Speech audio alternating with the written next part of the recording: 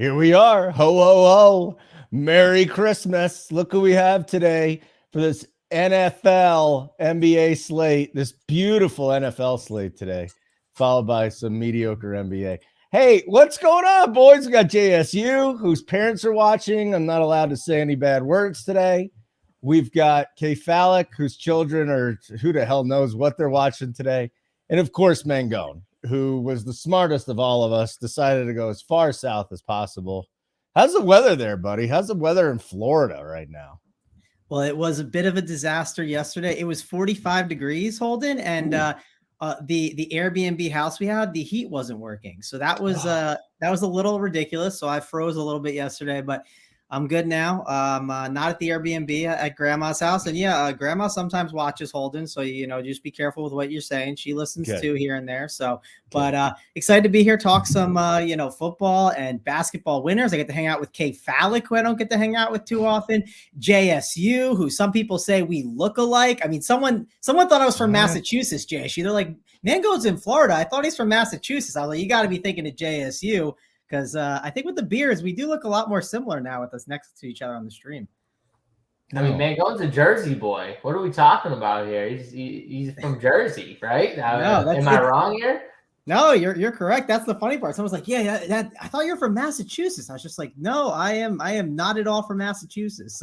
But the beard does help though a little bit, Mangone. I will say though, still you don't have like the thick beard though yet. I don't know how we're getting confused right now, but maybe when I have that similar beard, we're a little alike, I guess, maybe. Yeah, no. I apologize to everybody having to listen to that conversation. It's a chunkier Christmas you're never going to get back. Phallic, good morning, Phallic. Good morning, Holden. Happy Hanukkah. What do you got going on at the house? The kids are running around. You got solo duty. What's up, buddy? Yeah, my wife works Christmas Eve and Christmas Day to give the at least one non-Jew the day off. So she does that. I think it's a very nice gesture to do. It also gives her every other holiday off as she works Christmas Eve, Christmas Day, and Easter. So that's also nice for the family. But we have the boys sitting in the other room watching YouTube. Thankfully, they are not watching this show. And I just thought I'd hop on, but it's going to be a fun day. I love Christmas, NBA basketball Christmas, but I'm going to really enjoy a little NFL added into it. It's a slate that is not so beautiful, but you know what? We play every slate, we win every slate. So I'm ready to hop in. I did not win yesterday at all, so today is my day for sure. I was about to say, we don't win every slate because I got crushed yesterday. Yep. Not only did my Lions let me down, and I'm going to have to hear it on the Print Factory next week on Friday from multiple people on that panel, but on top of it, I just got absolutely demolished in DFS, so I will not say we win every slate. I did also find out yesterday, I do want to throw out that I am definitely not the richest coordinator in RPS after seeing in the coordinator chat the picture VIP posted of his house. I'm definitely not the richest coordinator in RPS. That's for damn sure. I don't know if y'all saw that picture, but I was wondering how many tens of thousands of square feet that house is, because it is. If you have a double staircase going up into the same direction, you have a big house. Yeah, he knew what he was doing with that picture, by the way. Like when you got the double staircase and you post that picture, you know what you're doing. Like he was trying to flex on you, Phallic. So don't let him do that. Pull up in the limousine to the RPS party. Make sure he knows that you're the richest man at RPS, Phallic. I mean, that was a complete flex picture, though. That was a flex picture. I respect it. I don't even know. I'm gonna post it in the live show chat, and y'all tell me that he's not the richest person you've ever seen. It's a good one. You definitely have to post that up. Who are we talking about? Holden, maybe if you were I'm listening, and all I heard was some VIP bullshit. Who are we talking about? Know what we're talking about. Who is our VIP at RPS? Maybe one of our coordinators, VIP. He does the prize. Oh, the coordinator VIP. Okay. We're all good here. By the way, Phallic, this Yahoo contest you mentioned, it's technically everyone wins, but you win half your money back. I just was looking into it. But then I'm out. It's from 5,800th to like I think like 1,000 something. Of your $20, you get $10 back. See, it's I'm not out. okay. I was just checking. But it's not as good as the FanDuel one. The FanDuel one, if you got in that FanDuel contest, which we're going to talk about some NBA, which I got 150 lineups in that. I don't know if you guys got them in, but it's like basically free money. We're able to play 150 lineups for $5. And if the catch is, there is a catch, right? Nothing's free in life, but you do have to play that $5. Like, let's say you make, I think it's like $787 or something. Let's say you play that $787 and you win back 350 of it. You're going to get 300 and like however much is 337 in credits to your account that you have to play in the next like week. So you just can't sit on that money and like take the money out. So if you are in this FanDuel contest, make sure to play it over the next, X amount of days, right? Don't just sit there and hold on to it because it's going to disappear somehow. I don't know how they're doing that, but that's just how it works. So excited to break down that FanDuel NBA slate because there's a free contest and then, or not free, but basically free contest. And we got NFL, NBA. So it should be a good time. We're doing the FanDuel NBA today. What? Oh boy, you guys! I mean, I didn't know that was going down. Listen, Hold on, there's a contest on FanDuel that already sold out. I'm kidding, buddy. I know, but you have to hear this, Holden. It's amazing. You could have joined this. You will get the opportunity to play 150 lineups. Literally, for each entry is $5.25. And if you lose, everyone gets their money back. The catch is if you bricked every entry, right? The $787 or however much it is, you just have to play it over the next week in other contests. So like that's the catch, but it already sold out. So Holden, it's such an amazing contest, but you can't join. Hey, in all seriousness, Merry Christmas, everybody. And then in the chat, I think I know which way this is going to go. NBA or NFL first? We'll let the chat decide, like the first 10 or 15 people. So first, you write NBA or NFL, and whichever one is the one that we'll get to first. Okay, that's what we'll do today. Let me just say that I'm going to be one that's probably going to play 150 train. Not going to lie, maybe 75 and do 2 lineups. But I did the math, and I'm going to win $385,000, and there's $314,000 left for everybody else to fight over after I get first through 150th by doing my train in that tournament. 7-2, 8-2, 8-3, 9-3, 9-4, 9-5, 10, 11. It's NFL. They all want the NFL. Just NFL. All right. Yeah. All right. We started getting some more. I'm shocked though because just naturally on Christmas, it's NBA. Whenever you guys are just donkeys. Sports, it's NBA. I'm sorry. I can't think otherwise. Get your shit together. We got money to win in NFL. NBA. I'm going to play NFL. I got money in NFL. I'm playing both. I'm just saying in my head, right. I think of NBA. I look like Santa Elf from the Christmas Story. Damn straight. Bodyguard said soccer. Do we got soccer? You know what, Bodyguard? Soccer now they're just being jerks. Badminton, WNBA. Get out of here. Thank you, Landa. Thank you. At least someone has some sense on Christmas Day. I love NFL. I don't want it to sound like I don't love NFL. People want because we're supposed to watch all the games all day long, right? They start at noon and it's every 2.5 hours. It's just how it works, Holden. I love it. Yeah, but not this year. This year we're breaking tradition. We're watching crappy NFL games. Yeah, this year it's Broncos country. Let's ride. Let's ride. Hey, I have to watch that game because I have a show after that. I'm doing double duty. Are you playing Russ, Holden? Out of respect. That's a good question, buddy. But I'll tell you this much: Gabe Davis shoved it right up your booty yesterday. I even had to text you, my boy. My boy took care of business. Oh, you didn't have to tell me. My brother was standing next to me screaming, "Go, Gabe, go!"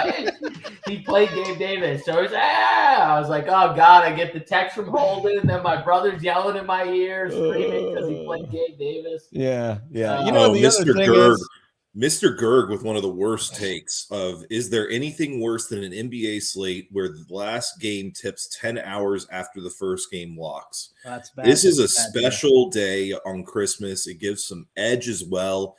People like knowing those starting lineups. Nobody knows what to – unfortunately, there's only one questionable player on the entire slate in Draymond Green. That's the only shame this year. We don't have enough news to really take advantage of, but That's He's gonna play. It's Christmas. Come on. on. I could not disagree more with that take, Mr. See what happens. You see what happens. There's so much. There's so much. They just want to talk NBA. It's like, but here's the thing. So the other night, like, and you could do this in football too, because there's an edge to this as well, because it's spaced out. And I was looking at my team and I was like, man, I'm not in good shape with the way that my night was set up. And I literally got off LeBron and Thomas Bryant. I got off it, and I think it was one more guy I got off of in a 3v3, and I switched it to LaMelo Ball and Sabonis, who both dropped like 130, like I think combined. And then the other value play, I think, ended up matching the other value. And I got into the cash line because of it. Like, there's small edges that you can have with this. You can gain a lot of information. Like, yeah, if Harden goes for like an 80 piece, like, yeah, like what you got to like pivot in other spots if you want to try and get up higher, if he's like 60% owned and you don't have him. But there's a lot of different strategies that you can go about on the NBA slate and including the NFL slate, because it's an all day thing. Wait, time out. Hold on. Valak, we got to go back for a second. Did you say on FanDuel, you didn't say you were going to play a train of 150 of the same team on FanDuel? It's either going to be 150 or 75. I don't have the time to. Why are you playing the same team 150 times? Wait, no, seriously. It's a free contest. This went over my head, and then. What do you mean you don't have the time? Joking, just pull up Saber Sim and just run a bunch of stuff and call it a day. You have Saber Sim, don't you? Yes, but I have to create some rules and stuff like that to do it well. You don't have to. It's free. Like, I mean, you really don't have to. Or you could just run a train of the same thing. Like, okay, imagine. Okay, we just talked about the richest person at RPS. Imagine this. The guy is literally so rich. He's like, fuck. It's 150 teams. It's 787 point whatever 25. Fuck, I'll just play this. It's free money. Also, imagine saying there's an edge, you right? Don't want a chance to win you just want your 787 or whatever it is. That's terrible. Okay, let's jump into the slate. We got imagine saying there's an edge on these NBA slates, right? There's an edge to this, right? And then there's an edge, right? And then you say, I'm gonna run a train. That's the edge here. Like, Valak is out here just playing chess while we're all playing checkers. You know, he's just running trains. It's amazing. Mangone. I mean, maybe Valak is onto something. Maybe we all need to do what Valak's doing. Yeah, don't rip on Valak. Wait till he wins to 700,000. Hold it. You guys need it's a terrible strategy. It's a terrible strategy. Thank you. Oh, Valak, come on. I was helping you out. Now you're going to throw me under the bus? I mean, I know it's a terrible strategy, but I wanted to help you a little bit. It's going to suck for everybody else. I'm in on the train. That Tony's not on this show because he would be killing you right now. Oh, Tony had the worst take all weekend. Tony had the worst take. Lucky he's not on this show. He just posted. Right, he's like, oh, there he is. He's here. And he thinks that NBA is going to outdo NFL on TV today. There's another Tony one. Knows what the fuck's up. Holden lives. By the way, what channel are the games on, though? Are they on NFL Network? Because if they are, then we got a problem. Fox. Dude, honestly, was anyone last night for the late game searching, going to all the channels? And I'm like, no, because all day they had these promos tonight. Raiders, Steelers, NFL Network. So I literally went to 6 different stations before I went to NFL Network. Yeah, I was just CBS, NBC tonight. Fox, CBS, NBC. Oh, all right. Yeah, there's no way. That's the NFL is going to crush them. And I know you guys want to talk NBA, but the chat wants NFL, so let's get into it. We'll do NFL first. I'm fine with that. It's all right. Mangone, take a nap. We'll get through this, and we'll get to you too, JSU. Maybe it should just be me and Fallon. Look at Mangone literally got up. Oh, yeah. I thought he was leaving, but he just did the I mean, after that comment, you're being disrespectful. Oh, it's hurtful. I need to put the fan on. It's getting hot in here. Yeah, it's getting hot in here too. It's just I might have to switch the sweatshirt off here shortly. We'll see. All right. Let's get into this here, boys. We'll go game by game since there's only 3 of them. Okay. But before we go game by game, Mangone, you were talking about strategery. Okay. Let's talk some game theory on a 3-game slate. How are we attacking this thing? Yeah, I mean, there's obviously some pretty good spot. It's that first game. Obviously, the Packers and the Dolphins is going to be the key one that people are going to want to play. And listen, you need to spend your salary. So, I mean, guys like Tyreek Hill, they're naturally going to have so much ownership. Where if you just set on this slate, it's kind of like the idea of like, if you faded Christian McCaffrey and he's like, an egregious percentage yesterday, whatever he was, if you just faded Tyreek Hill on this slate, you'd naturally be different right away because everyone's just plugging him in. I assume his ownership's going to be above 50% or more. So that's one way you could instantly be different. Don't think that's going to be the route for me. There's a lot of different ways that you can go about it. One thing to mention is like yesterday, the big game was like Vikings, Giants, and Eagles, Cowboys, and then Seattle and the Chiefs, right? And you couldn't get off those games. It felt like you just felt like you had to play some of them. And the Giants Vikings game did well, but I think the best game ended up being that Eagles game. Sometimes the best way to go about it is maybe overstacking it. And maybe instead of trying to get a piece of every single game, some people, when they build their lineups out, they go, oh, I want to play some of this and some of this. Maybe you straight up overstack this first game. Maybe it's going AJ Dillon with Aaron Jones combined and then playing like that Miami passing game. And like, maybe it's literally plugging in Sherfield, Waddle, and Tyreek Hill. Like, it sounds a little crazy, but I don't think it's the worst idea on this slate. So those are ways that you can go about it, just overstacking games, because I think sometimes people don't want to just go that route and they get a little bit worried. Maybe it's overstacking a later game, or maybe it's making like a big fade on a certain player. So those are things to look at. I always like the big fades are always really interesting. I try to find guys that are going to be very high owned on shorter slates that don't deserve that ownership. Like obviously Tyreek Hill does, but look at these lists of tight ends. One of these tight ends is going to have an egregious amount of ownership. Some of these defenses too. So there's definitely ways to take advantage of this, but one of my favorite ways to take advantage of short slates is looking for that like guy that seems like they're going to be way too owned and finding different pivots to go to. So we'll obviously break it down. And this first game is going to be a good one that I want to load up on. Do you want me to just dive in and talk about it, Holden? No, because I want to get the other guys' thoughts too. I mean, this show could go to New Year's. I'm just going to tell everybody it could. Hopefully. I know. I'm not guaranteed it won't. I don't care though. I woke up early for this because I was excited. I want to hear the winners here. All right, JSU 3-game slate. What's your strategy? You want to throw some people before we get into the game? I'll just say we might have another guest join us at some point. Oh, Tony. So this could Tony. Really What did go, Tony say when he texted this you? This could really go to the to New Year's if we wanted it to. But yeah. We'll try our best to keep it within an hour and a half to 2 hour ballpark here. There's no shot this thing ends in an hour. There's just no chance. I told my family that, JSU. I said, this is going over 10 o'clock for sure. Oh, yeah. My brother's like, oh, so you're going to be done at 10? I was like, no shot. Like, no way we're done at 10. So I do agree with Mangone's sentiment about like Tyreek Hill and how he's going to be owned. I mean, he's the best player on the slate for fantasy, no doubt. He's going to get the ownership, though, because you have the ability to get him in. Always on these shorter slates, you've got, like, mispriced guys. And, so there's going to be value to make sure you can fit him in. So that's just one way to do it, would literally just be building your favorite Tyreek Hill team. This is just one way to get different.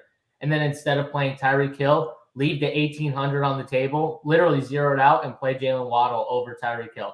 Instantly, that team is going to be different. So I don't hate stuff like that. I agree though. This first game, this 3-game slate in some ways reminds me of the 3-game slate we kind of had last week, right? That first game, Minnesota and the Colts just had all the ownership, right? Now that game ended up being the nuts and you needed it, but you needed it in a way that no one really thought of, which was you needed the Colts defense. You needed 3+ Vikings and the quarterback, and you didn't really need a Colt on the other side. You could have had Michael Pittman, but you didn't need it. And I was saying when I was building my teams on SaberSim, it was actually giving me teams with four Vikings and no Colts run backs at all. And I was like, those teams are still like, why am I can't play those teams. Those teams won't win. And in the end, I'm looking back on it. I'm like, why did I mess with that? Like, just if you're running like, an optimizer SaberSim, or you gotta just trust it a little bit. So it's going to give you some weird teams. It's going to give you teams where you got defenses against players or defenses against your quarterback, or 4 guys from one team and no one on the other. Just keep those teams, though, because those teams are teams that are going to be so unique, and those have a chance to win that $1 million at the top. Now, I don't know if that team was going to win because I don't think it had the cold feet. So I'm okay with the fact that I exited out because it wasn't the $1 million team. But at the same time, I should have just trusted it and not messed with it. And on this slate, you can do weird stuff like that. You can play the defenses. Don't make the rules that we normally make. It's not, 2 pass catchers with the quarterback every single team and then 1 run back on the way back or 2. You can play 3 or 4 guys, skill guys from one side and only have 1 or none from the other team. Like, you can do weird stuff like that. And I just think people still make the mistake of building like it's a main slate. So, Fallick, very quickly, condensedly, do you want to give us a little edge now for these 3 games? First of all, I think you can absolutely leave salary on the table for slates like this as well. You have to remember that the Rams were not priced as if Skoranek is not playing tonight, who is, as silly as it sounds, he took a lot of snaps, and you got guys that are going to have to fill in for him. The question is can they be productive? But I'm also interested in I've always been a fan of Trace McSorley. I'm interested to see what he can do. If you look at his snaps from last game, he literally threw to 3 guys, James Conner, DeAndre Hopkins, and to Trey McBride a lot. So I think that there's an opportunity there. But I can't disagree with y'all that this first game is going to be a really great game. But the thing is that you have, bless you, Holden, you have a lot of routes to go still. There are a lot of options on the team outside of Tyreek Hill being the number 1. The Green Bay Packers have been a hard team to figure out all season. And I don't feel any more confident in them today than I did last week or the week before or anything like that. They still have 5 receivers that get quality playing time. They have 2 running backs that get quality playing time. So I think that they're a tough team to lock in on. So as much as I want to be able to hammer this game, it's going to be a tough game to hammer on the Green Bay side for sure. I'm going to play a lot of Tampa Bay tonight. So yeah, I think Tampa is a very good I got a play. question though. So why is it a tough team then? If we just talked about how overstacking is a really good route, it's an easy team to overstack. Sure. They got a lot of options. They can all do enough to get there at their price tags.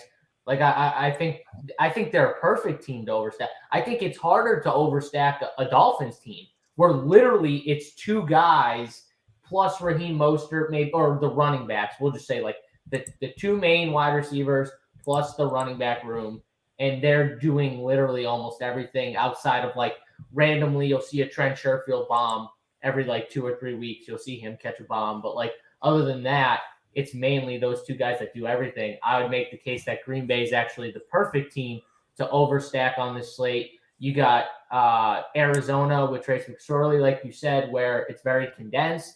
Not a good team to overstack, in my opinion. Then you got Denver and the Rams. I don't think any of us want to overstack either side of that game. Maybe you want a piece from the Rams, but I don't think you're going to be saying, give me all these receivers plus friggin' Baker. Like, no one wants that. So Green Bay is actually the team I want to overstack for sure.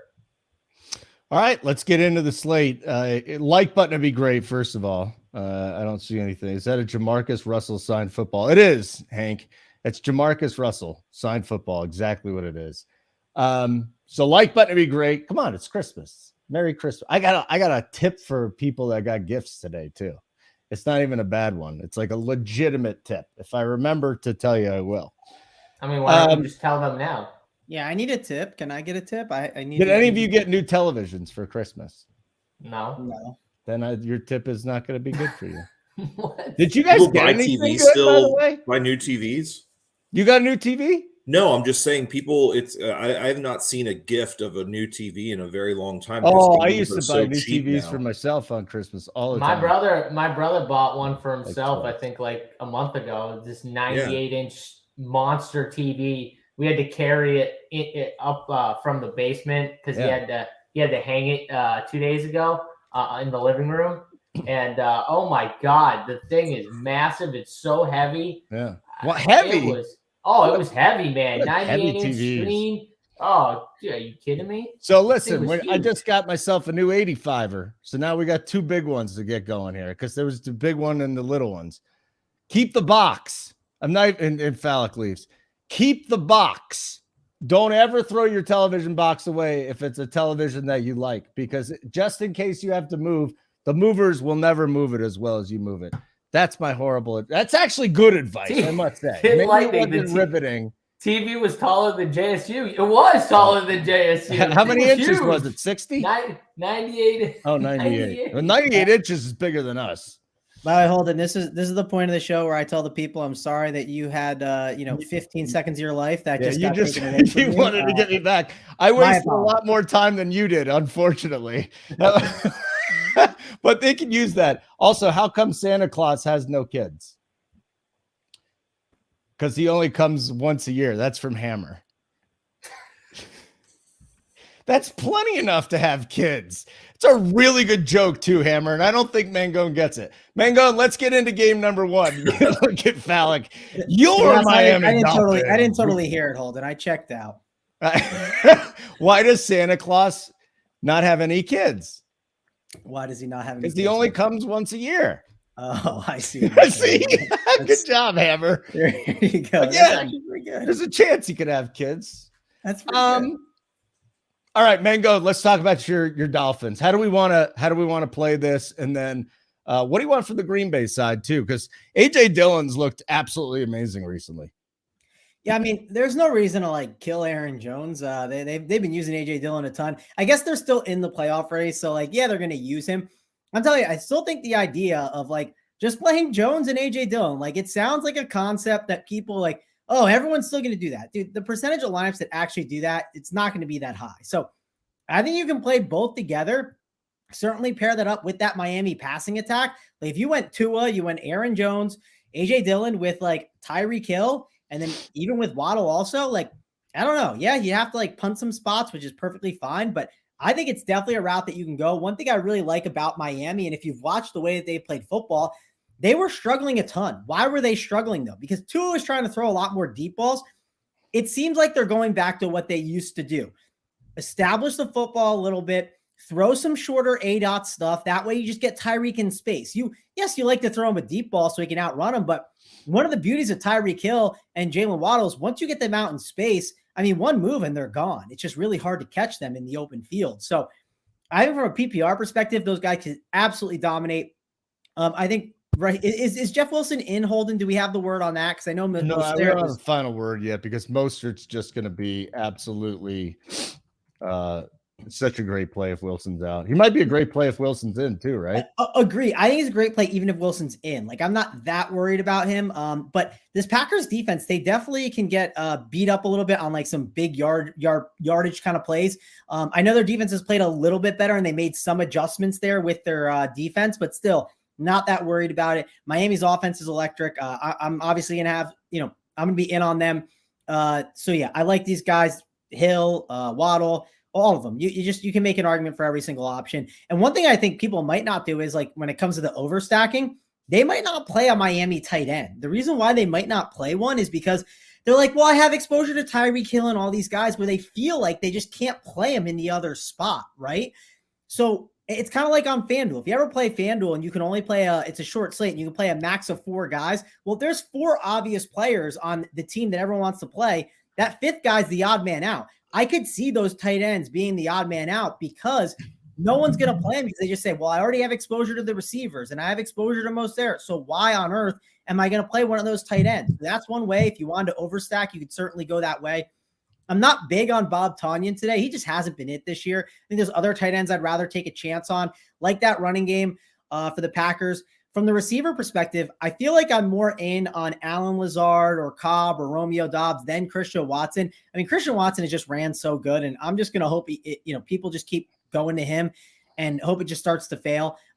Romeo Doubs is now there, and he was playing a little bit more in that slot. So I think him and Lazard are probably the 2 that I'm kind of keying in on right now on the Packers side of the ball. I'm not dying to get to Aaron Rodgers. That's one of the guys that I'm just yeah, if you played him in the overstack, I wouldn't hate it, but if they're going to be in the game, they're going to run the ball enough where I don't know if he's going to have one of those ceiling performances. I just feel like it's been hard to get there. Now, Miami's pass D has been really bad this year. It's been more on the road. Now you can debate, is that noise? But I don't know. I feel like I've been burned by Rodgers just too much on some of these showdown slates that it's like, I'm having trouble going back there when I'd rather just play. Like, I'd even rather play Tom Brady over him, as crazy as it sounds. So yeah, that's kind of my overall thought process here. All right.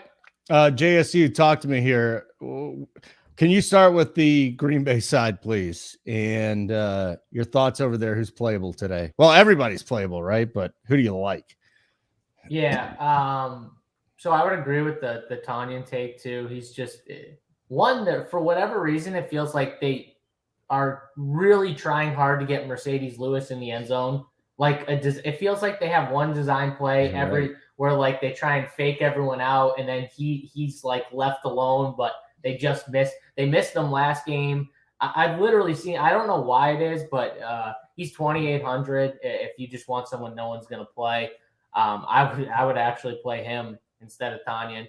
But the Green Bay side for me, I actually like Rodgers. I think this is the first matchup where we could see a big Aaron Rodgers, throwing all over the field type game where Miami's decent. Like they've done decent against the running backs and stuff. I think they're going to have, kind of an edge in the passing game, though, like you said in the secondary, Mangone, where they can get them, and they've got a lot of talented receivers now with Dobbs back.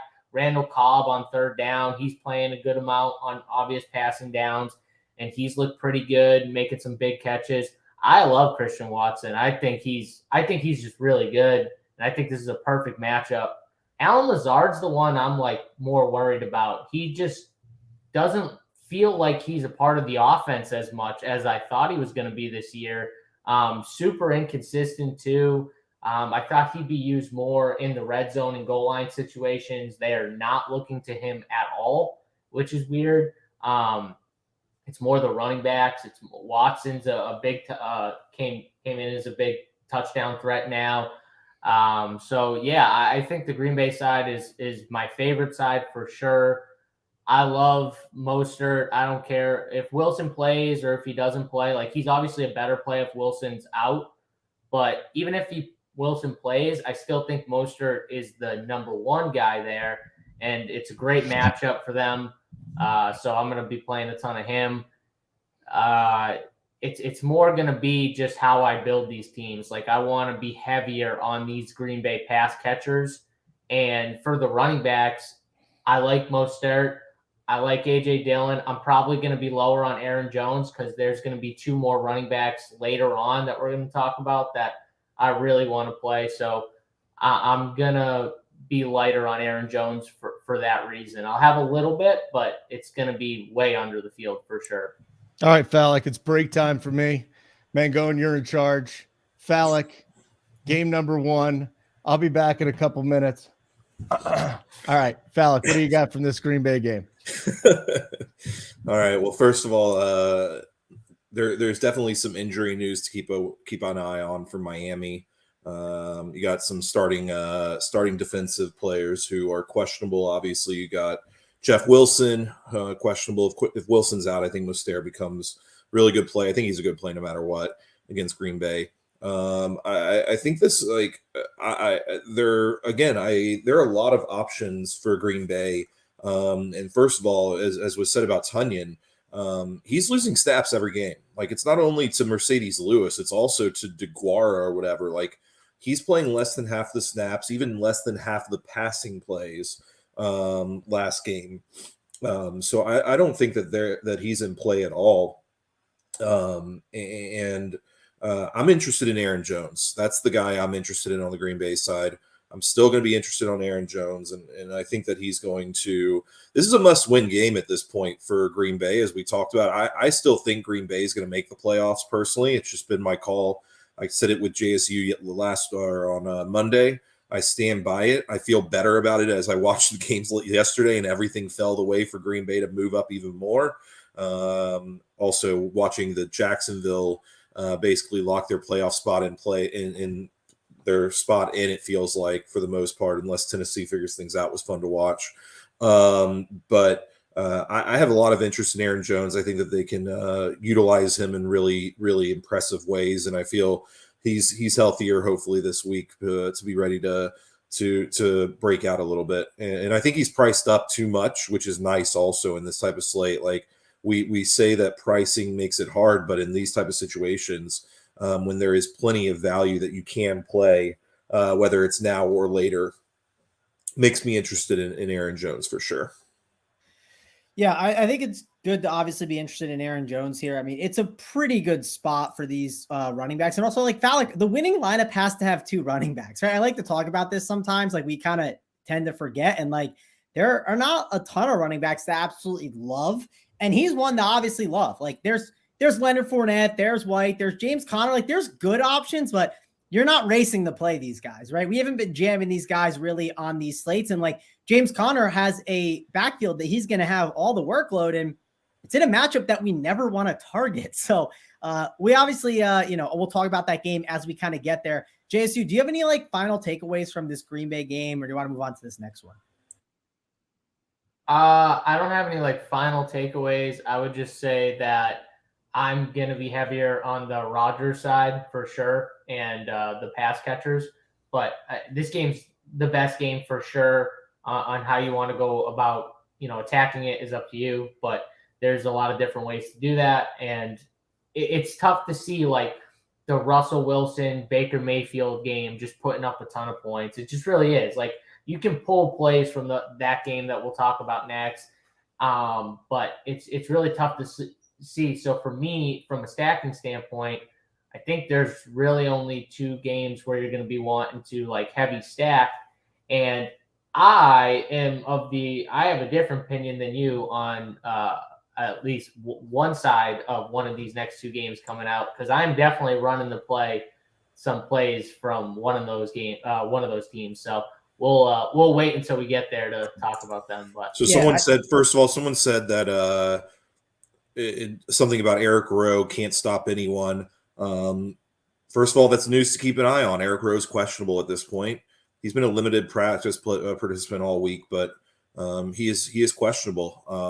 Always keep an eye on that news, but I don't even know if it matters. Again, tight end is going to be a tough play for me on either of these teams. To be honest, like we had Mike Gesicki isn't getting any snaps anymore either, except for a few passing plays here and there. So it's gonna be tough for me to play either of these tight ends on these teams.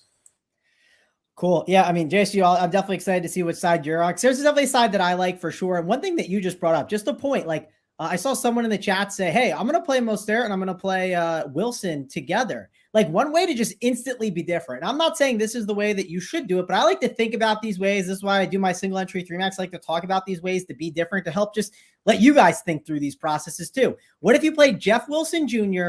and Raheem Mostert together, and you played it with Aaron Rodgers, Christian Watson, and Allen Lazard? Do you know how different that naturally is right away? I mean, it's so different, but we can move on to this next game. Guys, if you could. No, I'm back.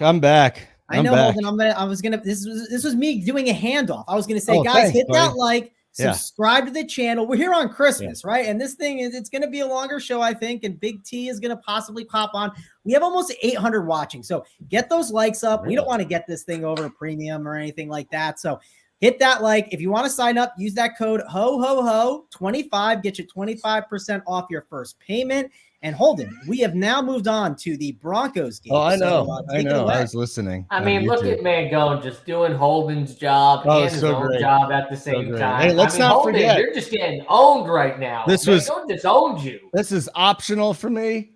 I want to let you know. And if a guy needs to be Lamar Jackson for a couple of minutes, leave me alone. It's just. If you got to go again, Holden, it's okay. We understand. I'm running out of coffee here. Yeah, you too, Falik? No. Stop talking about your coffee. I don't have mine yet. You're making me jealous right now. Hey, are we any worried that Tua's going to have the middle of the field taken away from him again? And all he's going to have to do is just chuck the whole time, because always. That's it. We didn't talk about McDaniel going against LaFleur, right? Where he's owned this team, absolutely owned them as the O coordinator for the Niners. So I thought that's a point we haven't mentioned. Yeah. And McDaniel said LaFleur is a top 3 handsomest all-time coach in the NFL. To which I would say, who's handsomer? I don't Important know. information. Thank you. Mangone, let's ride. Right. Come on, what are we taking for Broncos Rams today? Just besides for the 2 defenses. Yeah, it's definitely not the greatest spot, but there's guys to talk about here. I believe Cortland Sutton is in, correct, Holden? He's going to be back from this game. He's right? questionable too. There's no confirmation yet. No, Okay. If he is back though, that really hurts Judy. You would think, but I think like, he does. I don't know if he's actually like that good to go. I feel like he could just be a decoy for some reason. Like it wouldn't totally shock me if he's not as healthy and Judy's actually just the guy that's dominating. But there are a lot of receivers where I'm not dying to get to Jerry Judy. Mm-hmm. Greg Dulcich has been chalk on main slates. You would imagine he's going to be somewhat chalky on this slate. Not to say he's a bad play, but it's just something worth mentioning. Like, I don't know if eating the tight end chalk is going to be the greatest here. I think there's some cheaper tight ends in the next game I definitely want to talk about. But if Dulcich is your last guy in, I don't think it's the worst idea here on this slate. As we kind of keep going along, this Rams side of the ball is not the greatest, but they are missing guys, right? They're missing Ben Skowronek. He's going to be out. We got Van Jefferson, Tutu Atwell. They are clearly the 1 and 2 there. And then you got Powell who gets mixed in. Listen, 3,600 and 4,100. They could do a lot for you for their price tags. And you assume that they're going to be in a trailing script, I would believe, just because the Rams Don't are assume anything. Team. What? Don't assume anything, Mangone. I know, but it's like, man, that's just the assumption here. Okay. I don't really love the running backs on the Rams side of the ball. I struggle to go to Akers and any of these other guys. If I do play any running backs in this game, I think you could make a case for like a Latavius Murray. Now, he is questionable, and if Latavius Murray sat, Marlon Mack would just come into the mix as a pretty interesting option. I'm not saying I like these running backs, but I think they're in the conversation this week. I think there's other running backs in this next game I want to get to. But yeah, I can't do the Wilson stack. It's just not going to happen for me, Holden. If Russell Wilson beats me, I think he just beats me. I don't assume he's going to be in this back and forth game. One reason why Russell Wilson had a good game against the Chiefs, and we said, hey, maybe he could have a good game against the Chiefs. Well, what was the reason behind it? It's because he was playing Kansas City, a defense that we're not that impressed with. And on top of that, he was going to be trailing most of the time. I just don't see this being a good game that's going to interact for Russell Wilson. So I'm pretty much out on, attacking this from like a game stack perspective. One thing you could do too is maybe you just avoid this game completely. Yes, it's the worst game on the slate, but if you kind of just X out a game, you are going to X out some ownership. Like I said, people will still play Dulcich. They'll still put him in their lineups. I just think this is a game that you want to maybe go into your player pool and limit. If you did overstack it and you end up being right, listen, you are going to find a way to get there, and it's going to be like the greatest thing ever. But I don't see this game shooting out. I can't sit there and click the buttons. Go into SaberSim and see if you can get a game stack that you actually like. Yes, there's some value plays in this game, but the biggest problem that we have with this is once you do the game stack, what are you spending up for? And a lot of lineups are just going to look very similar. They're all have Tyreek Hill and all the same spend up. So I just can't really get behind the game stack here. I really want to limit my pool from this game. And with these value plays like Dulcich and some of these like Rams receivers that are popping in optimizers, I'm going to think about how I play them because I just don't want to eat the chalk in this like ugly game. So that's kind of my overall thought process here. And then defenses are obviously in play here. I don't like to talk about defense that much. Someone asked in the chat. Yeah. Listen, if you can like get like a Tyreek Hill or a Jalen Waddle or an Aaron Jones in your lineup to hunt your defense, I'd rather just do that. I don't think prioritizing the defense is like super important here on this slate. I think if you don't have a sprinkle of Marlon Mack in your player pool, you're doing it wrong. Just telling you that now. Captain check down, Marlon Mack. Just hope for a big run, and you might get it on 3-gamer. JSU. Rams hosting the Broncos. You got some plays here? Yeah, let's ride. No, I'm just kidding. There is no chance. First of all, I think that at the tight end position, these two teams are going to have the two highest owned tight ends. Tyler Higbee and Greg friggin' Dulcich are going to be the two highest owned tight ends on the slate. And just from an ownership standpoint on this slate, this is one spot I'm going to be different. I'm not playing these guys. I'm just not going to play them. They're going to be massively owned too, because I think it's the only spot where people actually feel comfortable clicking on tight ends, and they don't really want to play the other position players, especially if Cortland Sutton's back. Makes Judy not maybe as appealing for some people, and on top of it, you might not get that news till later in the day, Holden, and everyone's got stuff going on later in the day, so they might just say, I don't want to be at my computer waiting, to play Judy. I'll just play the tight end because I need a tight end. I want someone to root on in this game. Everyone is going to want play. It's Christmas. People are going to be watching football all day. Everyone wants plays from each game. And that's where all this ownership's coming in. And I just don't like it. So I'm going to be fading the tight ends for sure. Good. I think you can play both defenses. I got no issues with playing either defense on this slate. So I'm fine there. From a wide receiver position, I'm not playing wide receivers from Denver. If I played anyone from Denver, I actually would agree with you, Holden. It would probably be someone like Marlon Mack. Yeah. Not Latavius Murray, who's going to be another guy who's very popular on this slate. And I know he had a good game last game, but I'm just not playing Lat Murray. If he beats me and goes 24 for 130, I'll just take my L and move on because I think there are better running back plays. But Marlon Mack, I think you could play. And then on the other side, Cam Akers, and he's not getting the volume that we love. It's fine, but they've got other guys there that are playing a little bit. I'm probably not going to him. I think you could play a cheap Rams receiver with no Skowronek. All these guys are cheap. Van Jefferson, Tutu Atwell. I'd probably play one of these little kind of scat type receivers like Tutu or Brandon Powell, where they've got outs with different things like end arounds and other stuff, just trying to design ways to get them the football in space. But I'm, again, not running to play these guys. I think this is a good game too. If you just really don't like it, and you just fade the whole thing, because there's going to be ownership in this game. And if you fade this entire game, you're fading a lot of ownership. I know you're like, oh, JSU, this is a gross game. No one wants to play it. Well, then why am I looking at the tight ends, two highest owned tight ends, the running backs? Latavius Murray is going to be one of the highest owned running backs, as crazy as that is to hear. Cam Akers will get some ownership. I just think it's a good spot where you don't need plays from this game, and you could just ultimately completely fade it and move on. Maybe you play the defenses, but move on other than that. It's pretty good prize pools today. On DK, at least. What do we got here, Fallick? What do we want to do with game number 2? Yeah, first of all, I was not running to go number 2.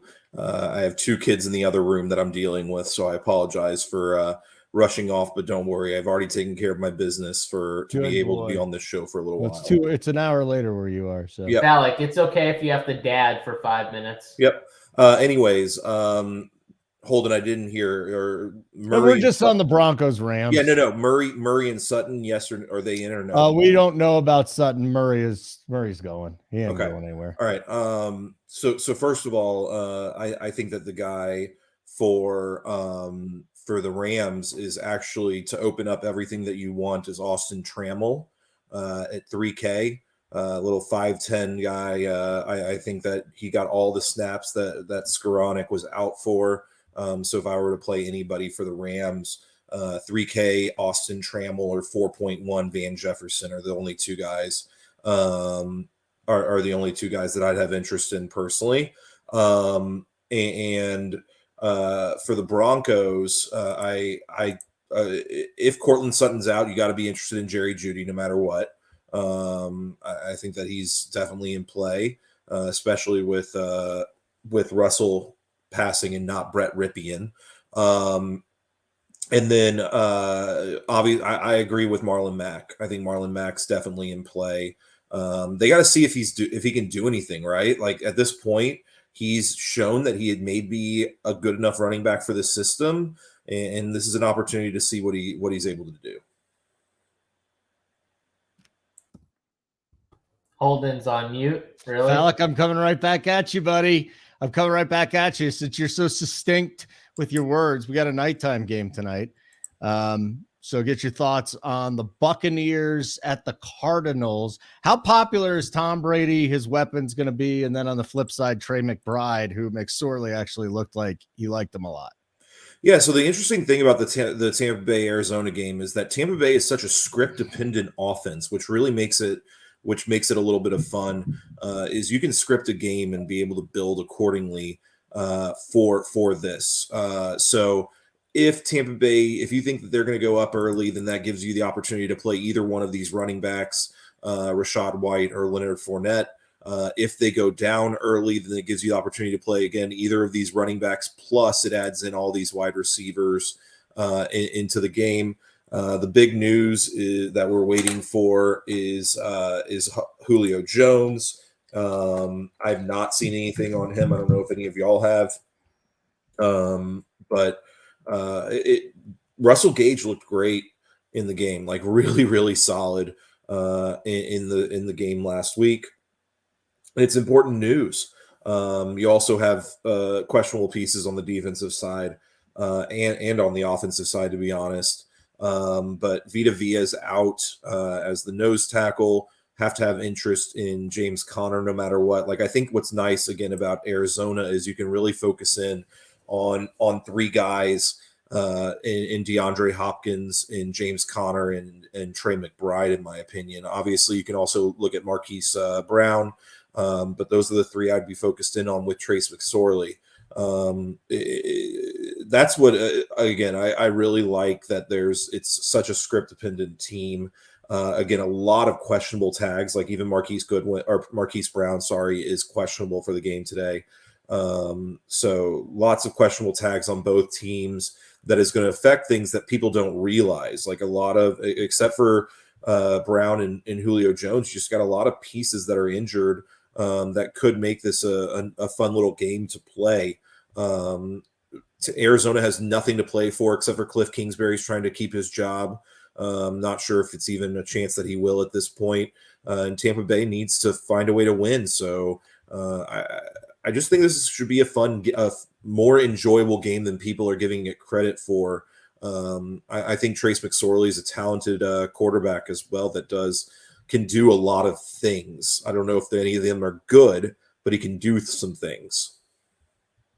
Kind of sounds like me at RPS. I can do some things, but definitely nothing well.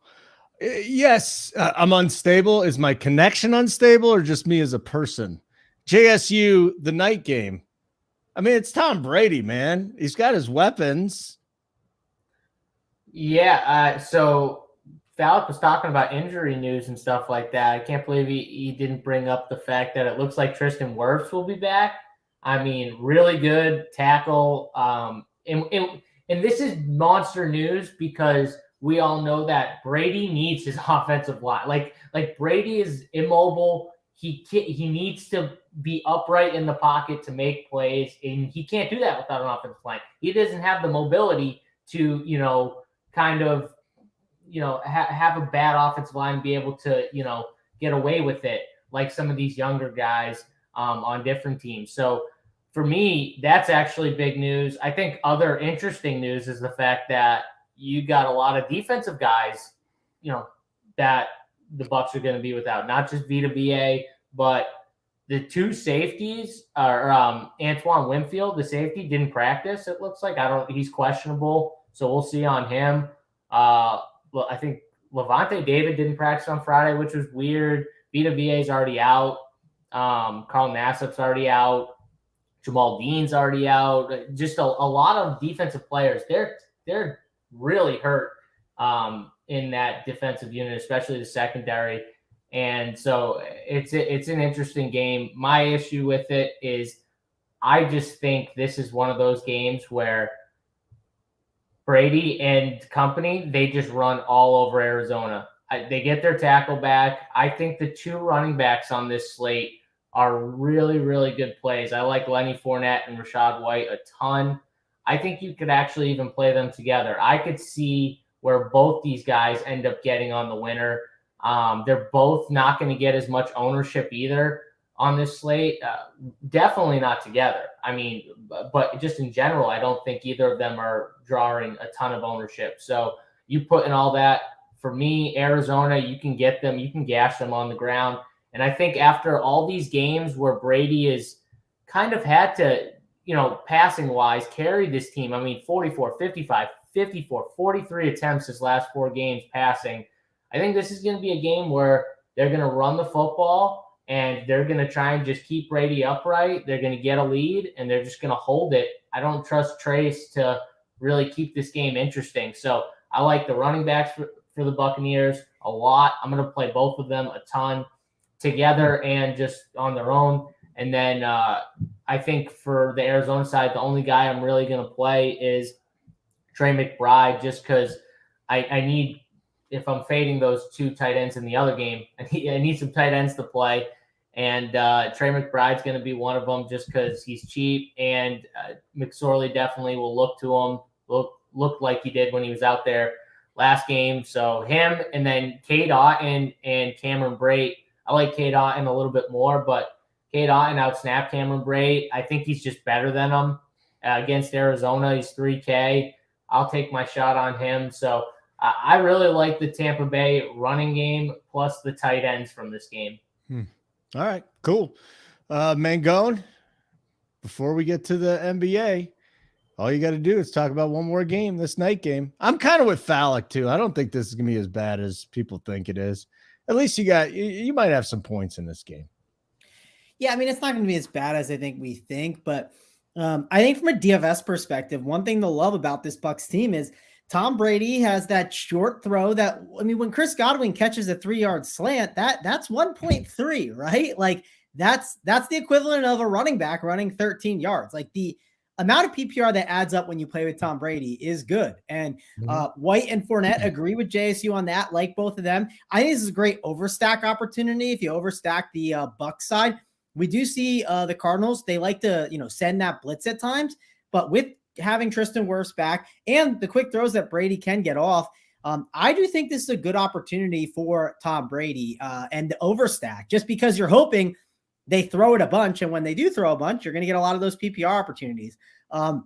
Vincent asked in the chat, Otton or Brate. Listen, I don't think any of us have a super strong take on which guy it's going to be. Just grab the magic 8 ball next to you, flip a coin. But these guys are better plays, in my opinion, than playing the Dolciches and the Tanyans, right? You have to find some spots to be different on this slate. And I agree with JSU's take of fade those chalkier tight ends, play some of these guys maybe in this game instead. They don't have to do that much at their price tag. Like if you decide to play Brady with like Chris Godwin and Russell Gage and then like a tight end, that's going to be interesting. That's going to be a unique route to go. Maybe it's one of the receivers with one of the running backs and then one of the tight ends. I just think the Brady overstack is super intriguing on this slate. So I'm in on it because of the PPR aspect. I think on the Cardinals side, I struggle a little bit because you look at some of these options, right? DeAndre Hopkins, Marquise Brown, they're all good plays, but the guy throwing him the ball is where I kind of struggle.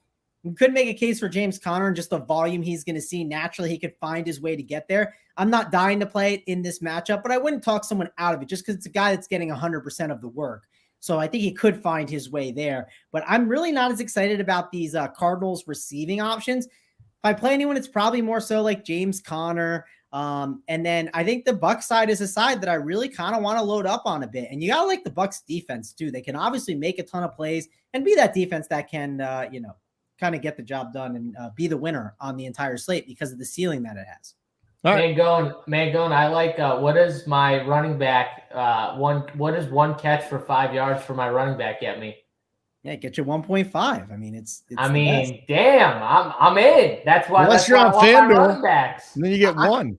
But that's the key on DraftKings. Like that's like the PPR is. That's why I talk about it in a lot of these games. Like for instance, like Deontay Johnson, he is an absolute trash can, but because he gets these like stupid like short yardage plays, he just chunks his way there. Like I play him all the time on Showdown. He made some really nice catches. He looked good last night. Terrible weather game. I'll give him.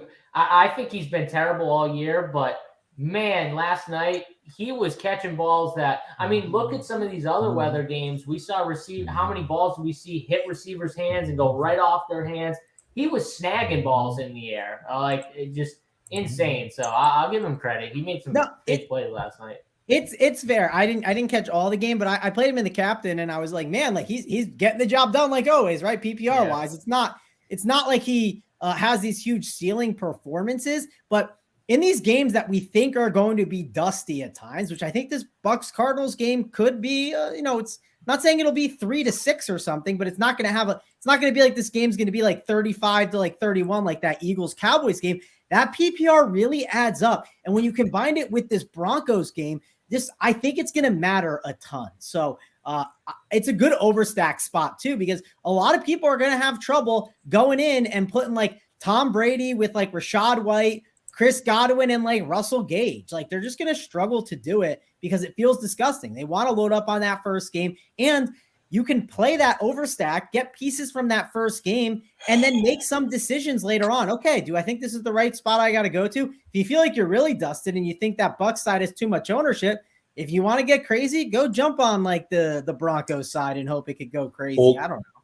Holden got bored of all of us talking, and he decided to post his marketing materials in the chat. Sexfine.xyz. Go to that site and see what it's all about. I took care of it, and I also took care of Rants in the chat earlier. I put him in a 5-minute timeout. I didn't block him. 5-minute timeout. That's a child's punishment right there, Mangone. That's a child's punishment. I'm the captain right now, and Rants, like he was in here saying these guys can't, they need to be spoon-fed picks. Listen, we're here on Christmas, dude. Like, get on out of here. Picks. Like, we are here bringing winners. We're trying to have a good time, Rants. So, listen, you can stay and hang out. I put you in your one time out if you'd like to show yourself and apologize. Yeah. Listen, it's Christmas. We're certainly who needs to apologize? Tyler. Tyler needs to apologize for Christian Kirk. Tyler, go apologize for Christian Kirk, and after that, go buy a starting lineup and sit on it. That's what I want you to do. Buy a Christian Kirk starting lineup and sit on it. Tyler, don't you dare apologize. We have to do plays of the day, and then we'll go over and do the NBA, and we'll start with FanDuel. I need a pick so I can give my play of the day for Rants. Someone give me a pick. Oh, Marlon Mack. It's Marlon. Oh, okay. I'm in. Just fuck it. Marlon Mack. I'm in. Play of the day. No, I'm kidding. Mangone, Travis. My quick question is: do we have enough likes to do this? I mean, we're at 947. Yeah, but it's Christmas, dude. I mean, ask for the likes. We gotta get Mangone. Don't be the Grinch. I'm asking a question. That's all. You're a Grinch, Mangone. Hey, I'm not Rants. Don't give me that. Right. Rants, you're a Grinch. But anyways, hit the like button. Come on. We woke up for you, and we're doing this for you so you can win some money. Play the day, sweet Travis. I want to make sure I don't pick some like super high owned idiot, guy like an idiot. So Aaron Jones. Okay, Aaron Jones. Good. What's the name of your pick? Alec picks like the highest running back on the slate. Is he? After Mango, it's like I want to make sure I pick this. No, you can. Aaron Jones is good. I'll play some now. I was going to play AJ Dillon a lot more, but okay. It was funny because Mango was like, go to someone else while I find someone who's not as high owned. And then K Alec just says like Aaron Jones is going to be high owned. So sorry. I didn't know. I haven't even looked at ownership today. I mean, he's not, he is owned. He's not like the highest, obviously. What's your play called, JSU? I don't know what it's called, but it's going to be giving winners after I give this play, because my play is going to be that I think that both Rashad White and Lenny Fournette are on the winner. I think both of them get in the box. I think both of them have nice games, and they're both cheap and going to be pretty low owned, I think. Like when I say low owned on a 3-game slate, if they come in at 10 to 15%, that's pretty good, I think, for here. But I will say I do think for sure one of these guys is on the winner, and I'm going to be playing both, if not in all my lineups together, then one of them at least. Fallak, you checking on the kids? You got your little monitor right there. Is everything okay? Oh, I'm good. I That's don't good. need a monitor to keep up with my kids. Okay. I I don't need a real quick, monitor to keep up my kids. You got like a 47-bedroom house. How are you going to keep them up? How are you gonna Oh, keep- K-Phallic has a monitor. Yeah, I Come know. on, he's He absolutely rich. has to have He's a probably monitor. got the whole house, like 12 cameras, because there's probably like 12 rooms in his house. Yeah. Probably has like 7 bedrooms upstairs. I got the person under my bed. The person under my bed that I got in a case. I got a monitor for that person too. Phallic, you need monitors. You need to check up on the people. that just got weird. Yeah, let me real quick before Mangone throws out his play. We have not promoted the fact that we're gonna have playbooks for every showdown today. A lot of hustling going on in the RPS streets of playbooks for every single showdown. I think that is really important to throw out there. Every single NFL showdown will have a playbook. Okay. Yeah, just play Marlon Mack today. Have a playbook and if you haven't signed up yet, I totally forgot. Ho ho ho 25. It's not even a joke. Ho ho ho 25, and you'll get 25% off your first payment. Holden, Mangone did your job earlier and told people that. Yeah, but Mangone, what's the play? Again. What's the play? I've been sitting here waiting. All right. The play is, the problem is we've all given running backs, and I'm giving another running back, but I don't care. I think he's a great player. All right, we can play 3 running backs on this slate. It's fine. Well, the problem is we've given 4 now, so it makes it a little. Well, no, but my thing was at least one of them's on the winner. I'm playing one of them on every team, if not both of them together. I do think both have good games. I thought your take was both are on the winner together. Well, I do think that both can be on the winner. It's possible. Together. I agree. But I agree. I am playing at least one. I'm making a rule, at least one of them on every team, and I will have teams with both of them. Yes. I like it. So mine is going to be Raheem the Dream Moser. He's gonna get the job done for us. Is he not high owned? No, he's like I saw like I don't know, like the mid-20s or so. I mean, that's good. I don't know. Maybe that ends up not being as right. I don't know, but I think he's just such a good play. This is like one of those spots. It feels like the Packers are going to get gashed on the ground like they always do. I know the Packers well. I know this defense, and it does seem like the Dolphins are trying to get back to their roots of running the ball a little bit and just like kind of being more balanced, right? It's not Tua throwing it 70 or 80 times or something crazy like that. So, I'm in on that. And our boy Rance is back. He said, "Who is the Zylstra today?" Holden, do you have our Shane? I wasn't gonna step over you. I loved Rance's question. Who is today's Zylstra? I mean, it can't be Marlon Mack, can it? So just go like Eric Tomlinson. If Eric Tomlinson scores, or some crappy third string tight end, but I don't think so. Why does Santa say ho ho ho? Oh, come on, get out of here, Hank. That's a dirty joke. We don't say dirty jokes on Christmas. Did you guys get anything good? Mangone, did you get anything good for Christmas? Anything under the tree? We haven't opened presents yet. It was early, so we're doing a breakfast after this show. Whenever the show ends, I get to have the breakfast, and then we're gonna do presents. So might be JSU, dinner time by then. Yeah, you might be right. No, I haven't gotten. We haven't done any like presents or anything like that, so I don't know what I got. Phallic, what did you get this week? Anything, or did you just buy everybody something? I got gift cards for stuff. Oh, that's good. We're doing we're working and creating a little new porch area. And so I got a few things for that, like an electrical heater or something like that. I don't know. Nice. Yeah. All right. Good stuff. Thumbs up would be terrific. We'd really appreciate that. That would be great. Go buy yourself, do yourself a favor and get an RPS subscription, even if it's just a month. Ho, ho, ho, 25. You should give yourself a gift. No question about that. Also, guys and girls in the chat, what did you get for Christmas or Hanukkah or Kwanzaa, whatever the hell it is? What did you guys get? I want to know the coolest gift, and don't lie about it. Let's go to NBA.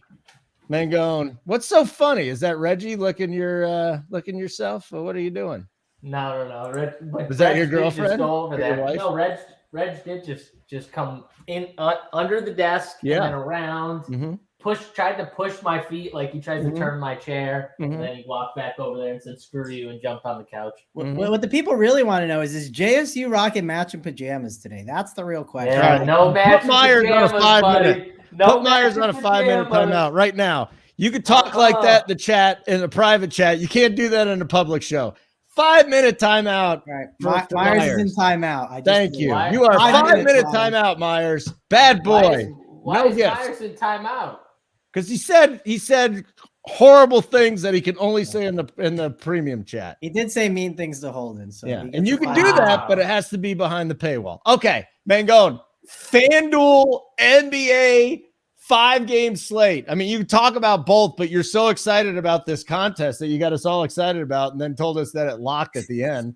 That was Grinch-like. I mean, that was very should- Grinchly. If you didn't mute your coworkers, you would have seen Tony tweeted it out. You would have seen it. So I mean, Tony tweeted what out? he tweeted out that. All right, let's get into the games. Let's get into. Yeah. We've already done. Alec, you relax there. You relax there. I know. Come on, settle down. We're having a real conversation here. Real talk. This show's gonna go like an hour and a half. It's long. your fault. I talked about the longest show was last week as a joke. I said It was Yeah. not the longest I know, show. I know. Fallon. I was Hey, just- I got We've nothing to do today. 3-hour I'm like shows. JSU. I got nothing to do today. I just till- was- I till was after I just- know. work. I did not say I have nothing to do today. I've Yeah. got You don't stuff want to do be with today. your family on Christmas. I love I my know. You're family. just going I to got sit here stuff all to day. do. Mangone's the same way. He doesn't want to spend time with his family. He wants to play DFS and watch games. Well, I do want to watch the games. I will. All I right. won't lie there. Oh, But they here. all know that. While JSU was in the middle of the Declaration of Independence that he was reading over there, Andrew Wiggins is out, DFS is out, Middleton is out, Campaign is out. Draymond's questionable. Guys that are in: DiVincenzo, Bullock, Devin Booker. Mangone 5-game slate. I mean, come on, give us the rundown. Yeah, I need a screenshot of Phallic right now. It's incredible. I just can't. It's too good. But let's dive into this game so Phallic doesn't go over here and keel over and die. Let's talk about this Philadelphia 76ers and Knicks game. And I mean, you guys know me. I'm definitely someone that likes to do the old backload a lot of time. Let me just wait and see what happens. This is not a game I think you want to for sure do that, because you look at some of these other games and you really start to get grossed out by some of them. So I think there's good opportunity here with this Knicks game. Also, just to give a quick slate overview, real quick, Phallic, don't worry. But it's a tight slate. It's not an easy slate. This isn't one where we have all these easy value opportunities. It's not plug in 4 or 5 Pelicans like the past couple days. There's not a ton of value on the slate. And the main value is going to be in that Dallas and Lakers game, it seems like, overall. Phallic is shaking his head. I can't wait to hear his take on it, but that's what I'm noticing. And then if you look at some of the other games, there's a lot of new situations, or not new situations, but there's a lot of players that have been hurt that are coming back, and it's going to hurt some of the guys that are priced up already. So it's going to be interesting to discuss all these different angles. First guy to talk about is James Harden. Let's start there, because the Knicks do not play defense. And because the Knicks don't play defense, it's a good spot where he could absolutely dominate. Also, I've at least noticed on recent slates when I've kind of ran some of my teams, I kind of sit there and I go, shooting guard is rough. And maybe you just go up and grab the raw points. I don't know if this is for sure the slate where shooting guard is going to be the spot that I don't absolutely love, but at first look, when you look at shooting guard, there are good plays on the value Lakers and Mavs side. But other than that, it's rough. And that's why I'm kind of considering James Harden as a spend-up option at that price tag of 9.7K. I don't think a lot of people are going to Embiid today, which makes him instantly contrarian in a matchup that he could dominate because he's just Joel Embiid. And because a lot of people are saving at the center position with some of their plays. Now, they're saving with a value play on the opposite side of Isaiah Hartenstein, because we just don't have value in his position that people are just doing the punt option. If you watch shows here at RPS, I know Hoop has said this at times when he did NASCAR shows early on. He said, sometimes they just pure punt the position all the way. We talk about it on the Cash show. We sometimes pure punt the defense just because of what it can do for your full lineup. That's why I think some people are considering the Isaiah Hartenstein thing. And on top of that, they're just a more shorthanded team playing tighter rotations. And Joel Embiid can get these guys into foul trouble, and where he could come in a little bit early. So I do think Hartenstein is a good play. Let's talk about the Knicks big three next. We got RJ Barrett. He's 7.2K, playing a pile of minutes. And I mean, minutes equal money in DFS. 46 minutes against Toronto, 39 against Chicago, played 31 in the blowout against the Warriors, 42 against Indiana, 38 against the Bulls. Guy's just playing a ton of minutes, and he's starting to finally make his shots and get a bit of a rhythm. So like RJ Barrett, think he's going to be a good play. Julius Randle's an interesting option to consider. He's at 9.1K today. He's been absolutely dominating. The usage has been great. The minutes are incredible. I do think you want to look at him as an option. A big debate's going to be, do you play Randle at 9.1K or do you play LeBron James at 10.5K? I think a lot of people are going to make that decision point today. Like Randle, though, I think he's going to be a really good option. And then Jalen Brunson, he's another one that we have to consider. Price tag is only 7.3K. I mean, I think he's got to be in play. He's had a couple rough games as of recent, but this is definitely going to be a pretty good spot for him. So overall, that's kind of a lot of the guys that I'm currently looking at this game. And my first look was maybe I can get away with not playing as much from this early game, but I don't think you can. I think you are going to see a lot of flames in this early game and feel like, man, what did I do? Kind of backloading it up a little bit, because some of these games we're going to get to, they're going to be brutal to talk about. I don't want to talk about Draymond Green. I don't want to talk about some of these other players, these Memphis guys. Denver's crowded again. So this is going to be a premier game that I think you're going to want to get exposure to. Maybe get out in front and try and let some people catch you. All righty. Is that the whole breakdown, or do you have more to get to? No, there was a lot to talk about there, Holden. You could tell by that breakdown, I was way more excited about basketball than football. I know you are. It's a sad state of affairs. It's a sad state of affairs here at RPS, but just got a bunch of people that hate the NFL. What are you going to do? He didn't get that. JSU, you can just start giving us plays. You give us a rundown. You do whatever you want to do, pal. You spoon feed me picks, JSU. Yes, I got you, Mangone. I got you, Mangone. I'll spoon feed you some picks. Who's this, though? Who's this? You got to eat like Zeke. He scored. Eat like Zeke.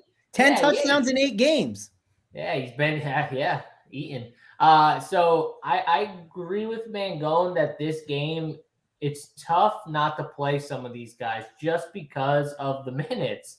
You got the Knicks team where they're running offense, but it's mainly 3 guys that are getting most of the work. And you look at it and you're like, all right, well, Brunson, RJ Barrett's playing a ton. Randall has been really friggin' good. I just don't know how you don't love this game. The problem on this slate, though, is it all brings you back to the shitty value that we will have on this slate. Because you're telling me the Lakers in Dallas are where you're getting your value from on this slate? Are you out of your day? Like, stop. This slate is so gross for that reason, but I like it because you're going to get some bad plays just high owned, just really bad plays. And that's where you can take advantage. We'll get obviously into the other games as we go, but just from this game, you got guys that are playing some monster minutes that I'm definitely going to be on those Knicks guys, though. Those 3 big Knicks guys I'm going to be playing. I don't mind also taking shots on guys like Quickly on this type of slate where there's no good value. He is technically 4,800. That's value to me, and he can get there. Even in the 23 minutes he probably plays. So I do think he's someone you could play. Isaiah Hartenstein's going to get minutes on this slate at 3,200, which is kind of interesting to me. I could even see like them doing something weird, like playing Jericho Sims a little more against Embiid if they think they need more like athleticism and size. I mean, Embiid is going to eat if Hartenstein gets in there against them. Like, he is going to absolutely dominate Hartenstein. So I could see quick foul trouble. Sims is 3K flat. It's a tournament pivot, but I don't think it's crazy. Other than that, though, on Philly, just looking at it, Harden seems like the best play overall. Embiid's going to be lower owned, though, just because I think it's going to be tough for people to get up to his price tag. There's other studs on this slate. He should be pretty low. And if that's the case, and you're telling me Joel Embiid's going to be like, I don't know, 10% or less, I don't know how you don't try and at least take shots on someone like that. So again, you got to make decisions. LeBron, Luka, Giannis, Jokic, Embiid. These are really freaking good players, really good plays, but you got to make cuts. And I think for me, I want to focus more on this game, which is going to lead me to more Embiid than some of those other guys that we'll get to. And then another cheap guy, I think, from Philly, Niang's been playing some decent minutes. And if you just 3-3, I don't know.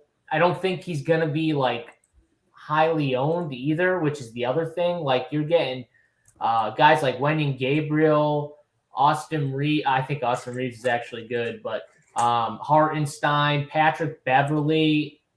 Niang's going to be like unowned or 10% maybe compared to their like 20 to 30. So I think for tournaments, he's a better tournament play in this game. Is that the whole breakdown, or are we going to have more of a breakdown from JSU later? I mean, I just hit on one. That was pretty thorough. Like, I feel like I didn't bring up Quentin Grimes, who I also. All right, why don't you bring up Kansas's great Quentin Grimes? I mean, he's just going to play 35 No, minutes. Fallick, you let him talk. Actually, it is Fallick's turn. I've heard enough of you, JSU. I've Fallick, got both kids have walked into the happy room. Hanukkah to you, your children, any animals that you have, your wife. Do you have any animals? All right. Well, I got both kids down here hiding from the camera. But first of all, Hank, these baseballs are all signed baseballs. I've been collecting baseball, basketball, football stuff since I was like 7 years old. So thank you for asking and inquiring. Anyways, JSU took all my value plays that I wanted to talk about. That Mangone's throwing out Dallas and LA, and I'm looking at Isaiah Hartenstein and Niang. But this first game, Fallick, I'm just stating what people are doing. I'm not saying I'm for sure doing that, but that is when you pull up the optimals, that is what it's shoving in there. There just are, and it's because we don't have a lot of value. I think some of them are really good plays, but I think some of them are not. And again, this is a good point on this slate, Fallick, where we can watch and see what happens with some of these early values and maybe take advantage of like the last 3 games and create our own. Yep. Well, say hello to the kids. They have found their way out into the camera. My little friends. Anyways, I like this first game as well. Everything that everybody said is absolutely true. But the two value plays that I'll just again throw out.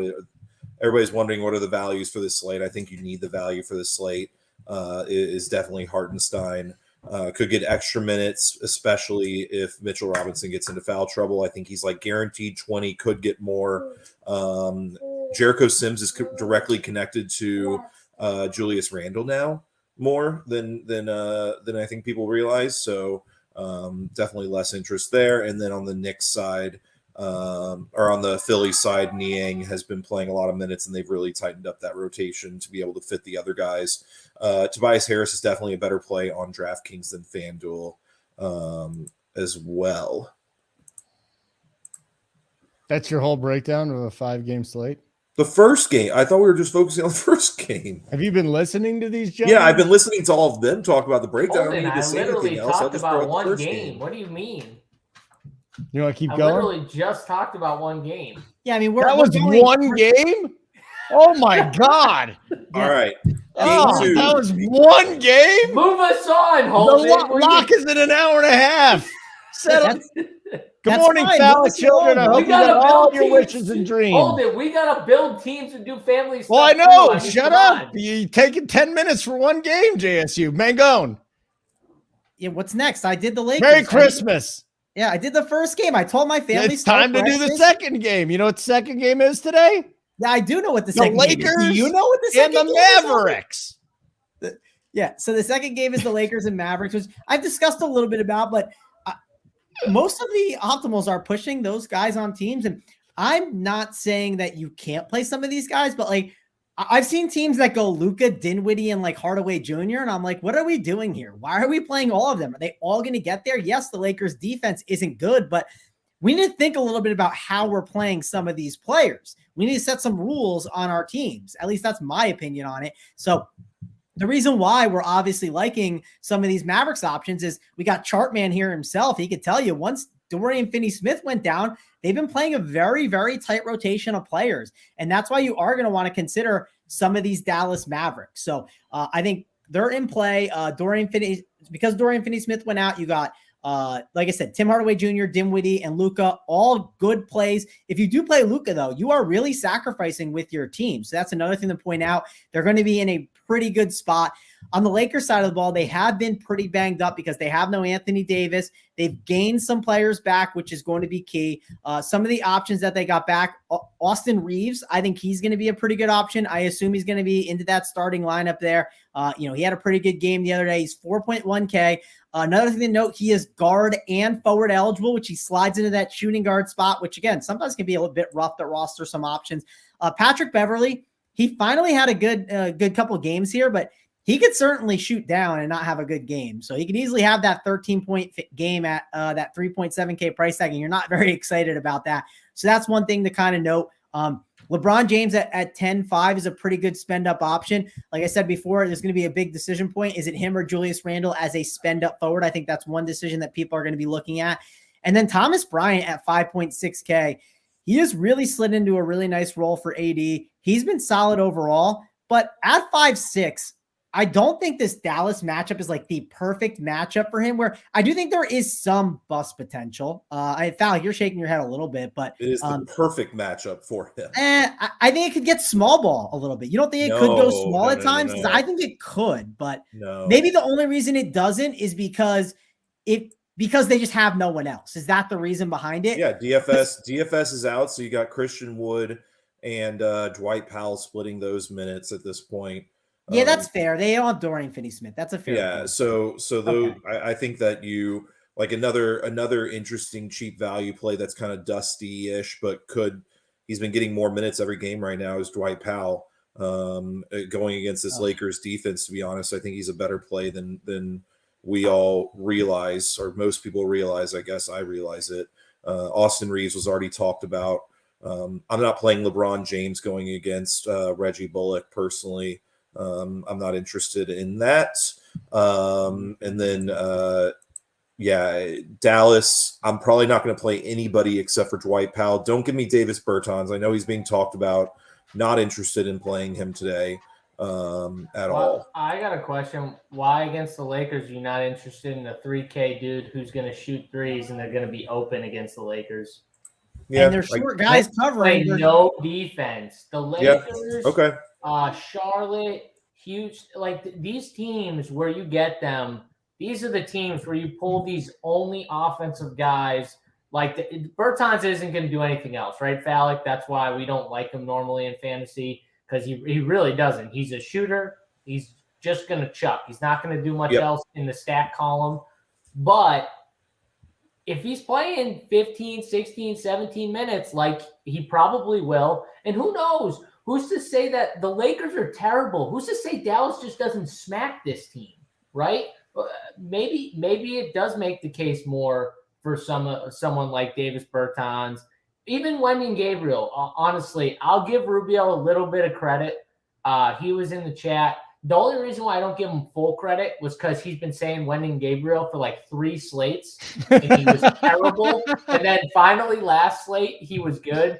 But I'll give him credit because he didn't just back up 5, he backed up the 4 too. He played with Thomas Bryant, which I didn't see as much of that happening, and he played a decent amount with Thomas Bryant. So if he's going to pretty much be like, he's pretty much like if they get blown out, he's going to play, and he could still play some 4 minutes with Thomas Bryant and or 5 against a team like Dallas, I think it makes a little more sense. I think the Lakers stink. Like I think Dallas could just smack them on Christmas. Luka could have, 60 3/4, and you get the blowout run. That game and the Memphis Golden State game, I really think you could make the case that there could be blowout concerns in both, and you could play it accordingly that way. But that's just my take. JSU, Luka or Jokic, your spend up here. Luka or Jokic? Yeah. That is so tough. I'm gonna go Luka just because I like the Lakers matchup a little bit more, but they're really close. Jokic has been so friggin' good. So is Embiid.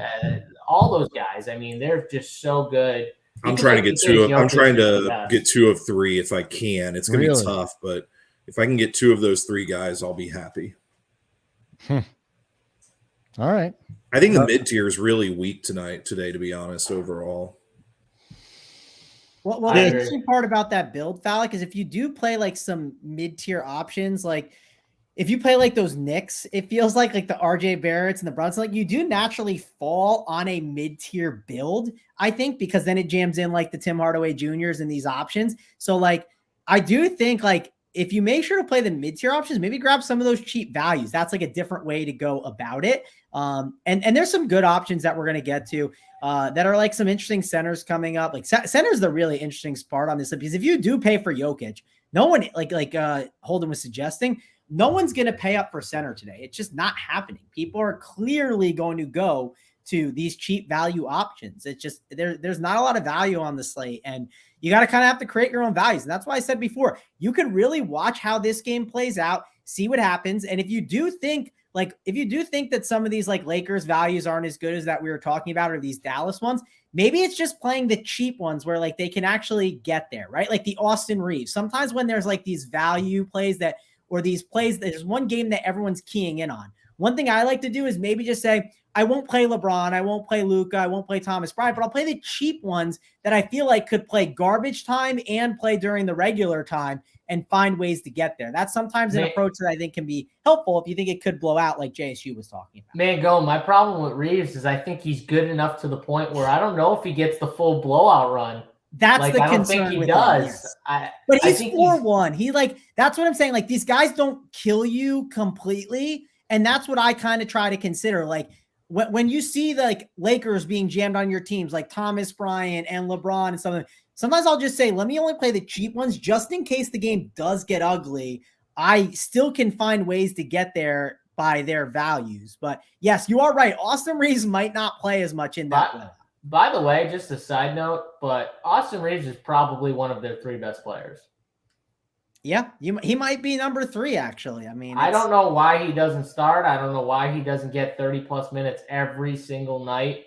He's better than all those guys. Beverly, Schroeder, even Lonnie Walker, Troy Brown. He's better than all of them. Like, how is he not playing 35 minutes a night? I don't get it.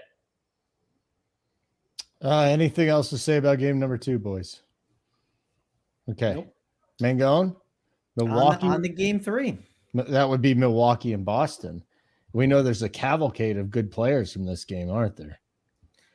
Yes, there are a lot of good plays in this game. I do think to kind of go with the center theme, people are going to look at Robert Williams as a pretty good option. Like, sure, the minutes haven't been incredible at 18, 22, but he's 4.3K. So the minutes might not matter as much as you think. And at that price, that's something I might be interested in. So 4.3K for Robert Williams. I think he's going to be a pretty strong center option that you can consider here on this slate. Al Horford at 5K. One thing that we've seen this playoff matchup before, and these games, sometimes they kind of have that playoff feel to it a bit. Al Horford absolutely dominated in that matchup, and he's going to get those open threes and those open opportunities. So is Marcus Smart. Now, Marcus Smart is way more expensive, but the opportunity I think is going to be there for these options to shoot threes. So like Al Horford at 5K, Marcus Smart at 6-1, I think is a pretty interesting tournament play that you could take a chance on.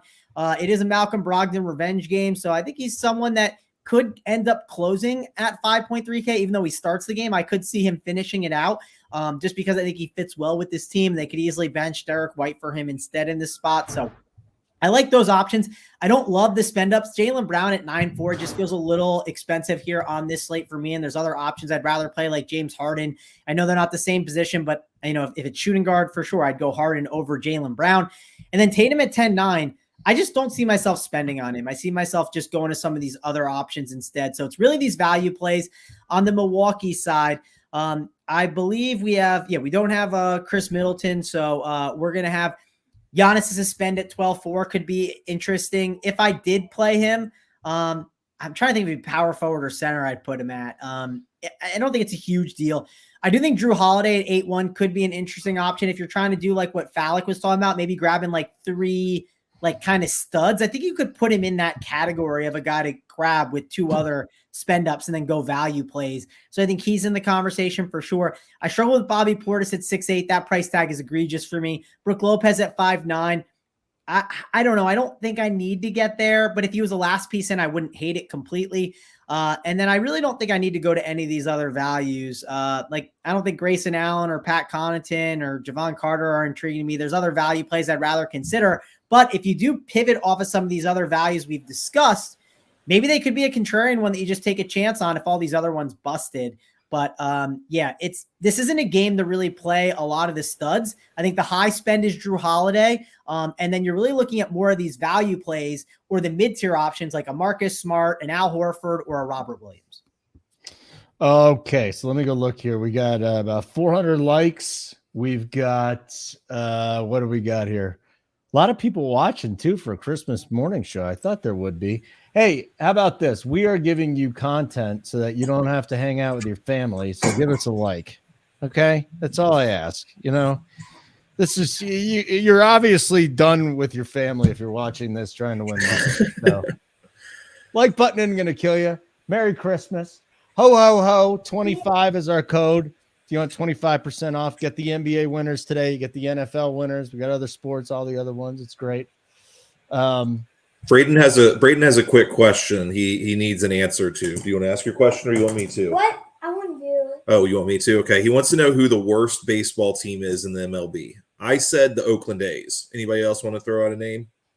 Colorado Rockies? Colorado Rockies was the second team. Tough not to go with the Oakland A's. Yeah, Okay. Oakland A's is solid. I mean, no one goes to the games, right? I mean, they get like maybe 3,000 people. It's like Okay. Rockies are pretty bad though. Yep. Just to let you know. At least Rockies some of are their really games are fun.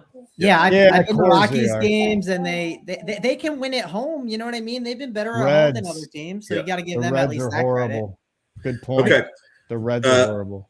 For this game, I'll That's just bad. jump in real quick for this game. The only guy I want to throw out that hasn't been discussed is, which is probably just a deep play, but I kind of like it. Is Joe Ingles is back, 18-ish minutes. He's been getting quality minutes first off the bench. Maybe if his shot goes in, they'll give him more run. Going against this Boston team feels like a really good matchup for him. Also, that they're gonna need to play him more against Jaylen Brown and stuff like that. Like he kind of fits the mold of a guy that could be a good play playing against this ball if they need the defense. I have a little interest in Joe Ingles at no ownership. Can I have a rebuttal to this? So Joe Ingles, when he was in Utah, he was a three-point shooter when certain guys were on the floor. But then when certain guys came off the floor, he was also a point guard at the forward position pretty much. He did the ball handling for the second unit a lot. He ran pick and roll a good amount with the second unit.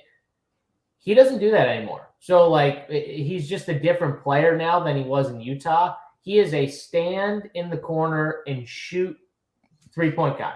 He even said, like, that's his job. His job is to shoot and hopefully make three-point shots.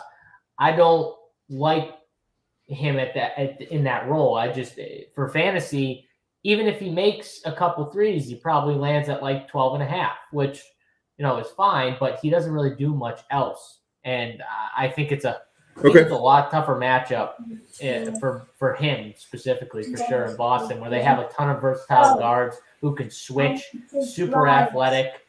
I think it's tough. And on top of it, Falik, he's not going to get as many wide open threes, I don't think, because they got the size to let Robert Williams and Al Horford bang with Giannis a little bit more, where they're not going to be giving as much help to him, which leads to a lot of open threes for others.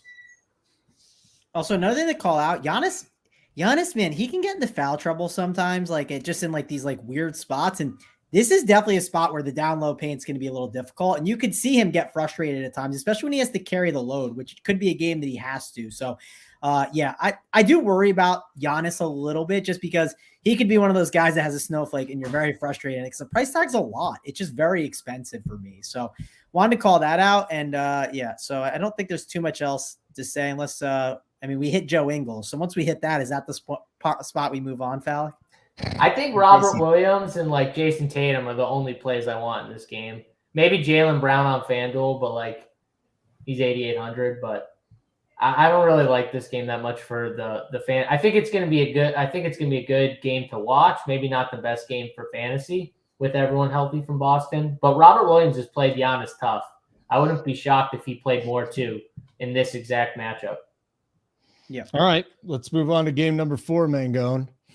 That would be the Warriors and Memphis. And again, we got Draymond questionable coming up in this game. Wiggins is out. What do you got for Memphis Golden State? Who are the plays?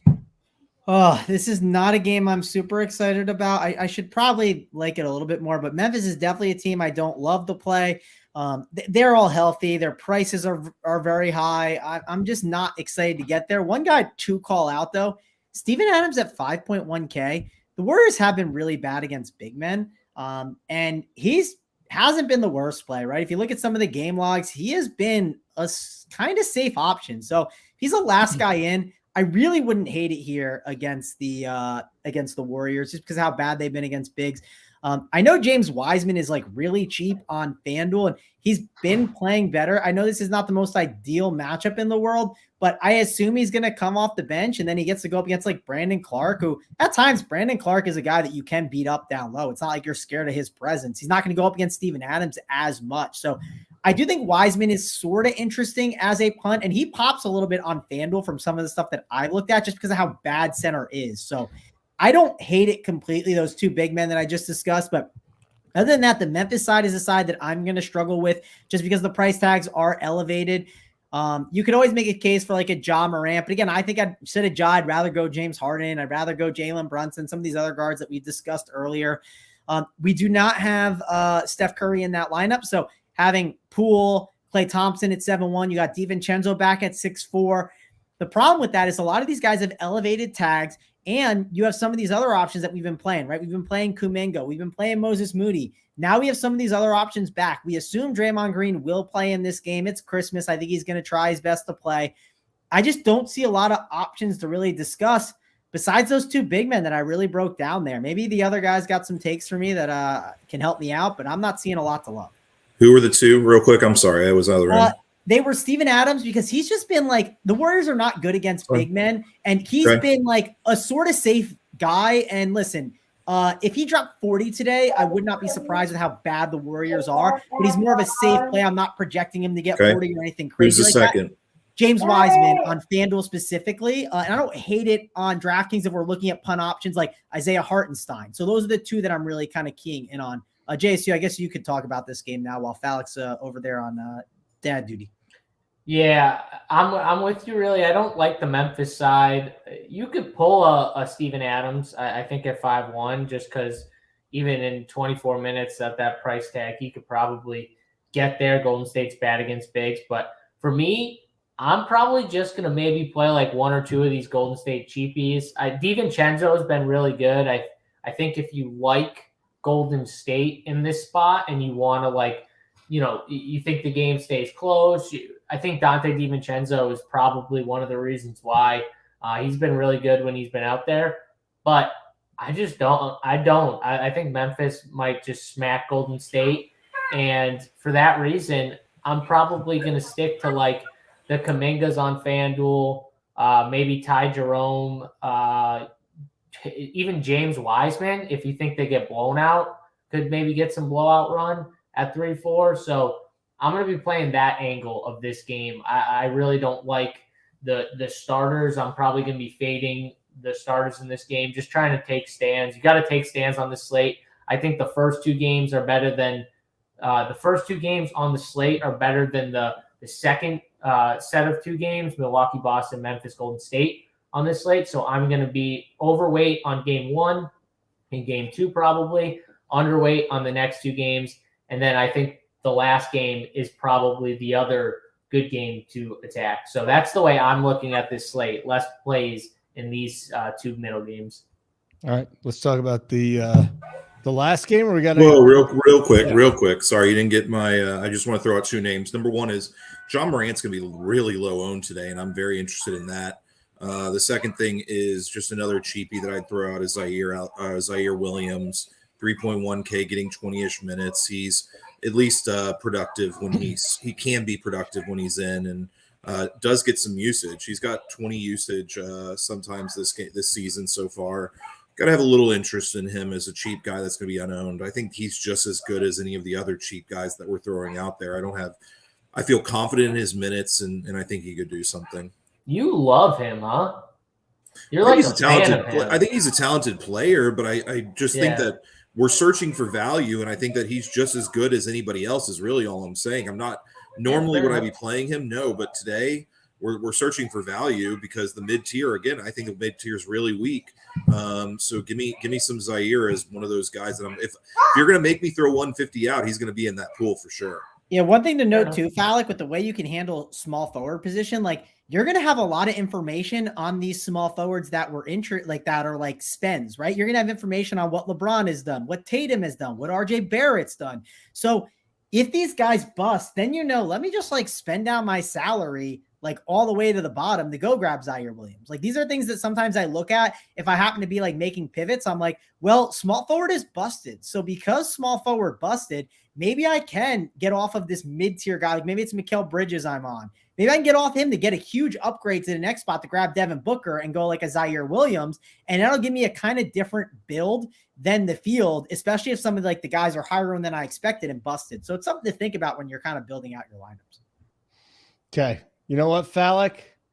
You got the kids there. You battled through this. Let's start with you on the last game. Before we do that, though, thumbs up would be great. Ho, 25% off a monthly subscription. First month, no Saber Sim, but you'll be great. You'll get all our great content. Just try it today. Find some money. It's Christmas. Take your kids' gift and trade it in or something like that. Falik, all right. Talk to me. Game number 5. You know what it is. It's Denver hosting Phoenix. I think it's going to be a good game overall, but the mid-tier is much more interesting in this game with Jamal Murray is definitely a good play. Jokic in a minute, bud. At 12K, Jokic on DK is definitely in play for me. But I don't love the value on this game at all. Like I have not found, like if I'm looking for the value plays, it's not here. I'm probably going to avoid Phoenix with them being fully healthy. Like I don't see many guys or anyone that I really want from them because prices are up. Prices are inflated for Phoenix. If there were some 3 guys, I'd play them. So as much as I want to play some guys on this game, it probably won't fit my build except for Jokic and filling in with Jamal Murray. Thanks, Falik. Sorry, it's getting loud over here. It's getting a little crazy. The kids are I mean, restless. I'm enjoying it. I'm enjoying the view. It's great when Falik's kid puts the phone up and he's shaking his head. Right? It's like, yeah. He's such a big sports fan that he literally so he uses the Yahoo Sports app or whatever, and he picks the game of who's going to win for like weeks in advance. Like he's picking baseball games right now. He's going to be a betting. How old is he? He's 6. He loves winners. He's picking winners already. I can't get my 5-year-old to watch sports. Does he have a winner for tonight for the people? That am right here. Who's going to win, Braden? Who's going to win between Phoenix and Denver tonight?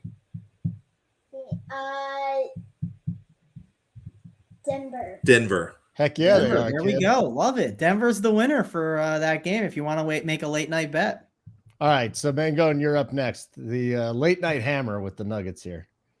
Yeah, this is a game that I'm not as interested in because of the stuff we talked about earlier. I mentioned that there are teams that are gaining players back, and there got other options that are very priced up. Devin Booker, I don't think is the worst idea, but I'd prefer James Harden to him.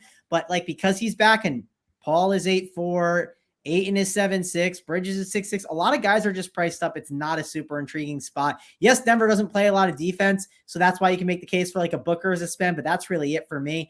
And then I think like with Murray back, that hurts Jokic. That hurts Aaron Gordon at 6'7". Like we're seeing inflation on these players, and I'm not that interested. The only guys I'm interested in are Booker and Murray, who are the guys that are coming back and in solid roles. And I think Murray at 6'9" could be a contrarian mid-tier option while everyone goes to Jalen Brunson.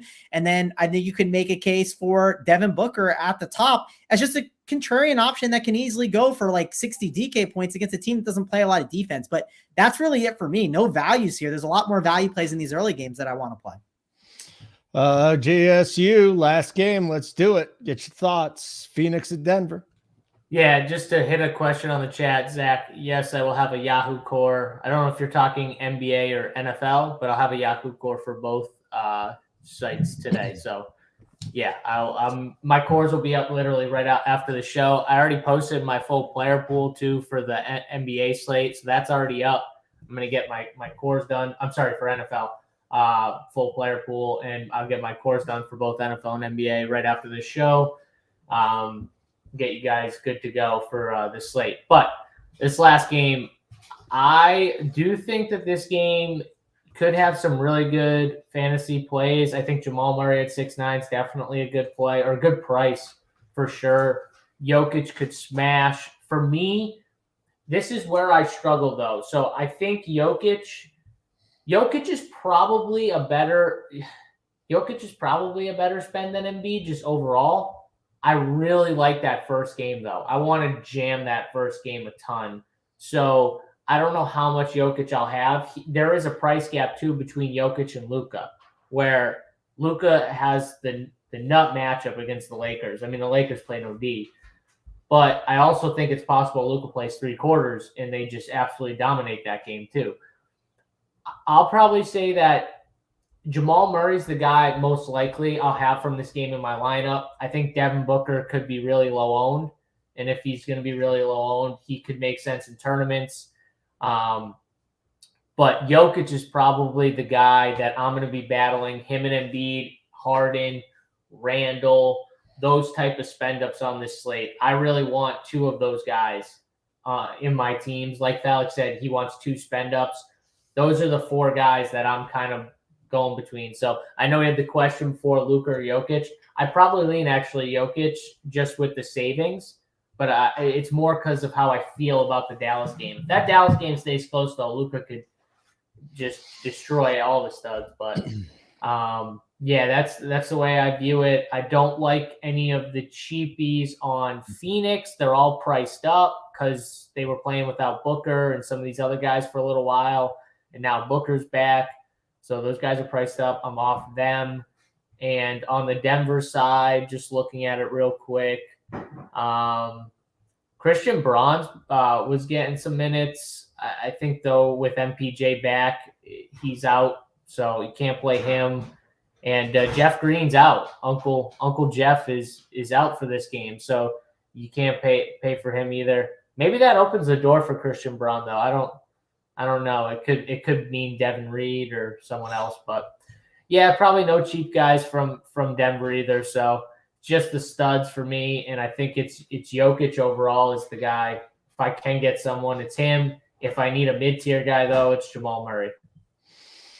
All right, guys, let's get our plays of the day, and then we'll get out of here. You can go enjoy your Christmas. Want to remind everybody, if you want to go watch some football today, Broncos-Rams will be on Slime Time. So, Falak, the kids will like watching Broncos. Oh, is it going to be on Nickelodeon? Is it going to be on Nickelodeon? It's on CBS also.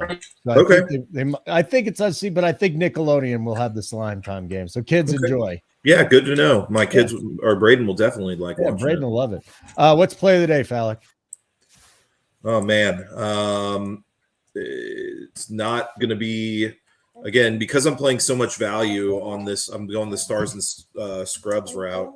It's not going to be very exciting because I just think that, I think, as you said, Jokic is just such a good play, Embiid and stuff like that. But mine's going to be hopefully to pay up for 2 centers. Embiid and Jokic together is a route that I'm trying to get for sure. Okay. JSU, play of the day. Who we got to play today? Yeah, so I'm going with – in one, I do think that just hammering that first game is going to be the way. That's going to be the winner. I think just loading up on that game. But James Harden, 9,700 for James Harden, coming off a 20 assist day. Just, he's controlling the basketball. He's setting everyone up. And he's 9,700. And he's not even going to be super. I expected him to be like the chalk on this slate, and I don't think he will be, just because there's a lot of good studs, a lot of good players, and for whatever reason, he's probably going to come in like 15 to 25%, somewhere in that range. And if that's the case, I don't know how you don't like James Harden here. James Harden, play of the day. I love him.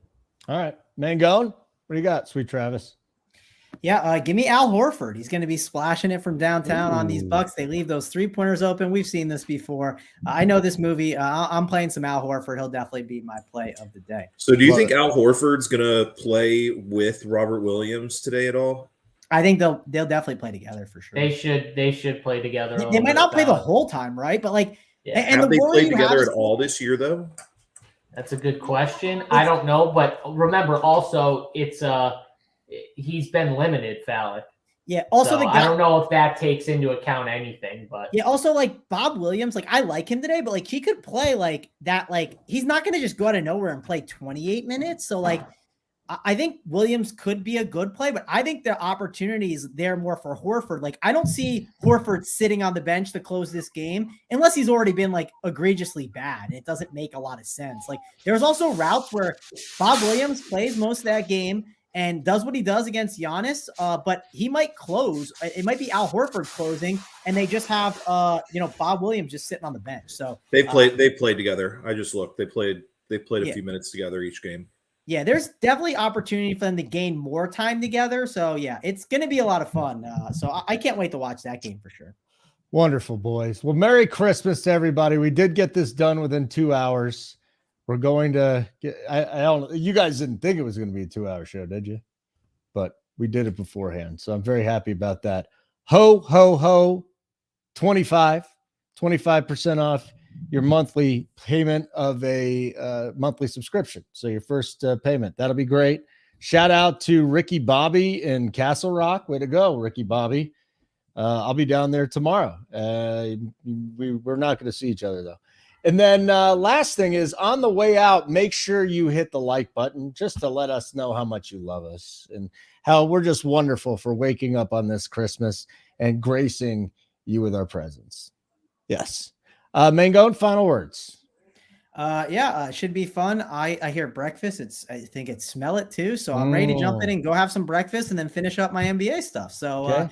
Let's let Merry Christmas. Let's run pure. I know I have to end the show, Holden, but hold on, not yet. Because okay, Falik still has how many we got? We got 1 day of Hanukkah left. Yeah, tonight's the last night of Hanukkah. Right. Which means that it ends tomorrow at sundown. Yeah. But you may be smelling breakfast. My kid just farted under here, so it smells really bad. So let's get out of here quickly. As please. someone said, bacon, egg, and cheese. JSU, anything you'd like to say before we go? Merry Christmas to Mangone. Happy Hanukkah to Kate Falik. Holden, go fuck yourself. And we're out. Fuck you. Jesus. No, Jesus. that's horrible. In front of the kids?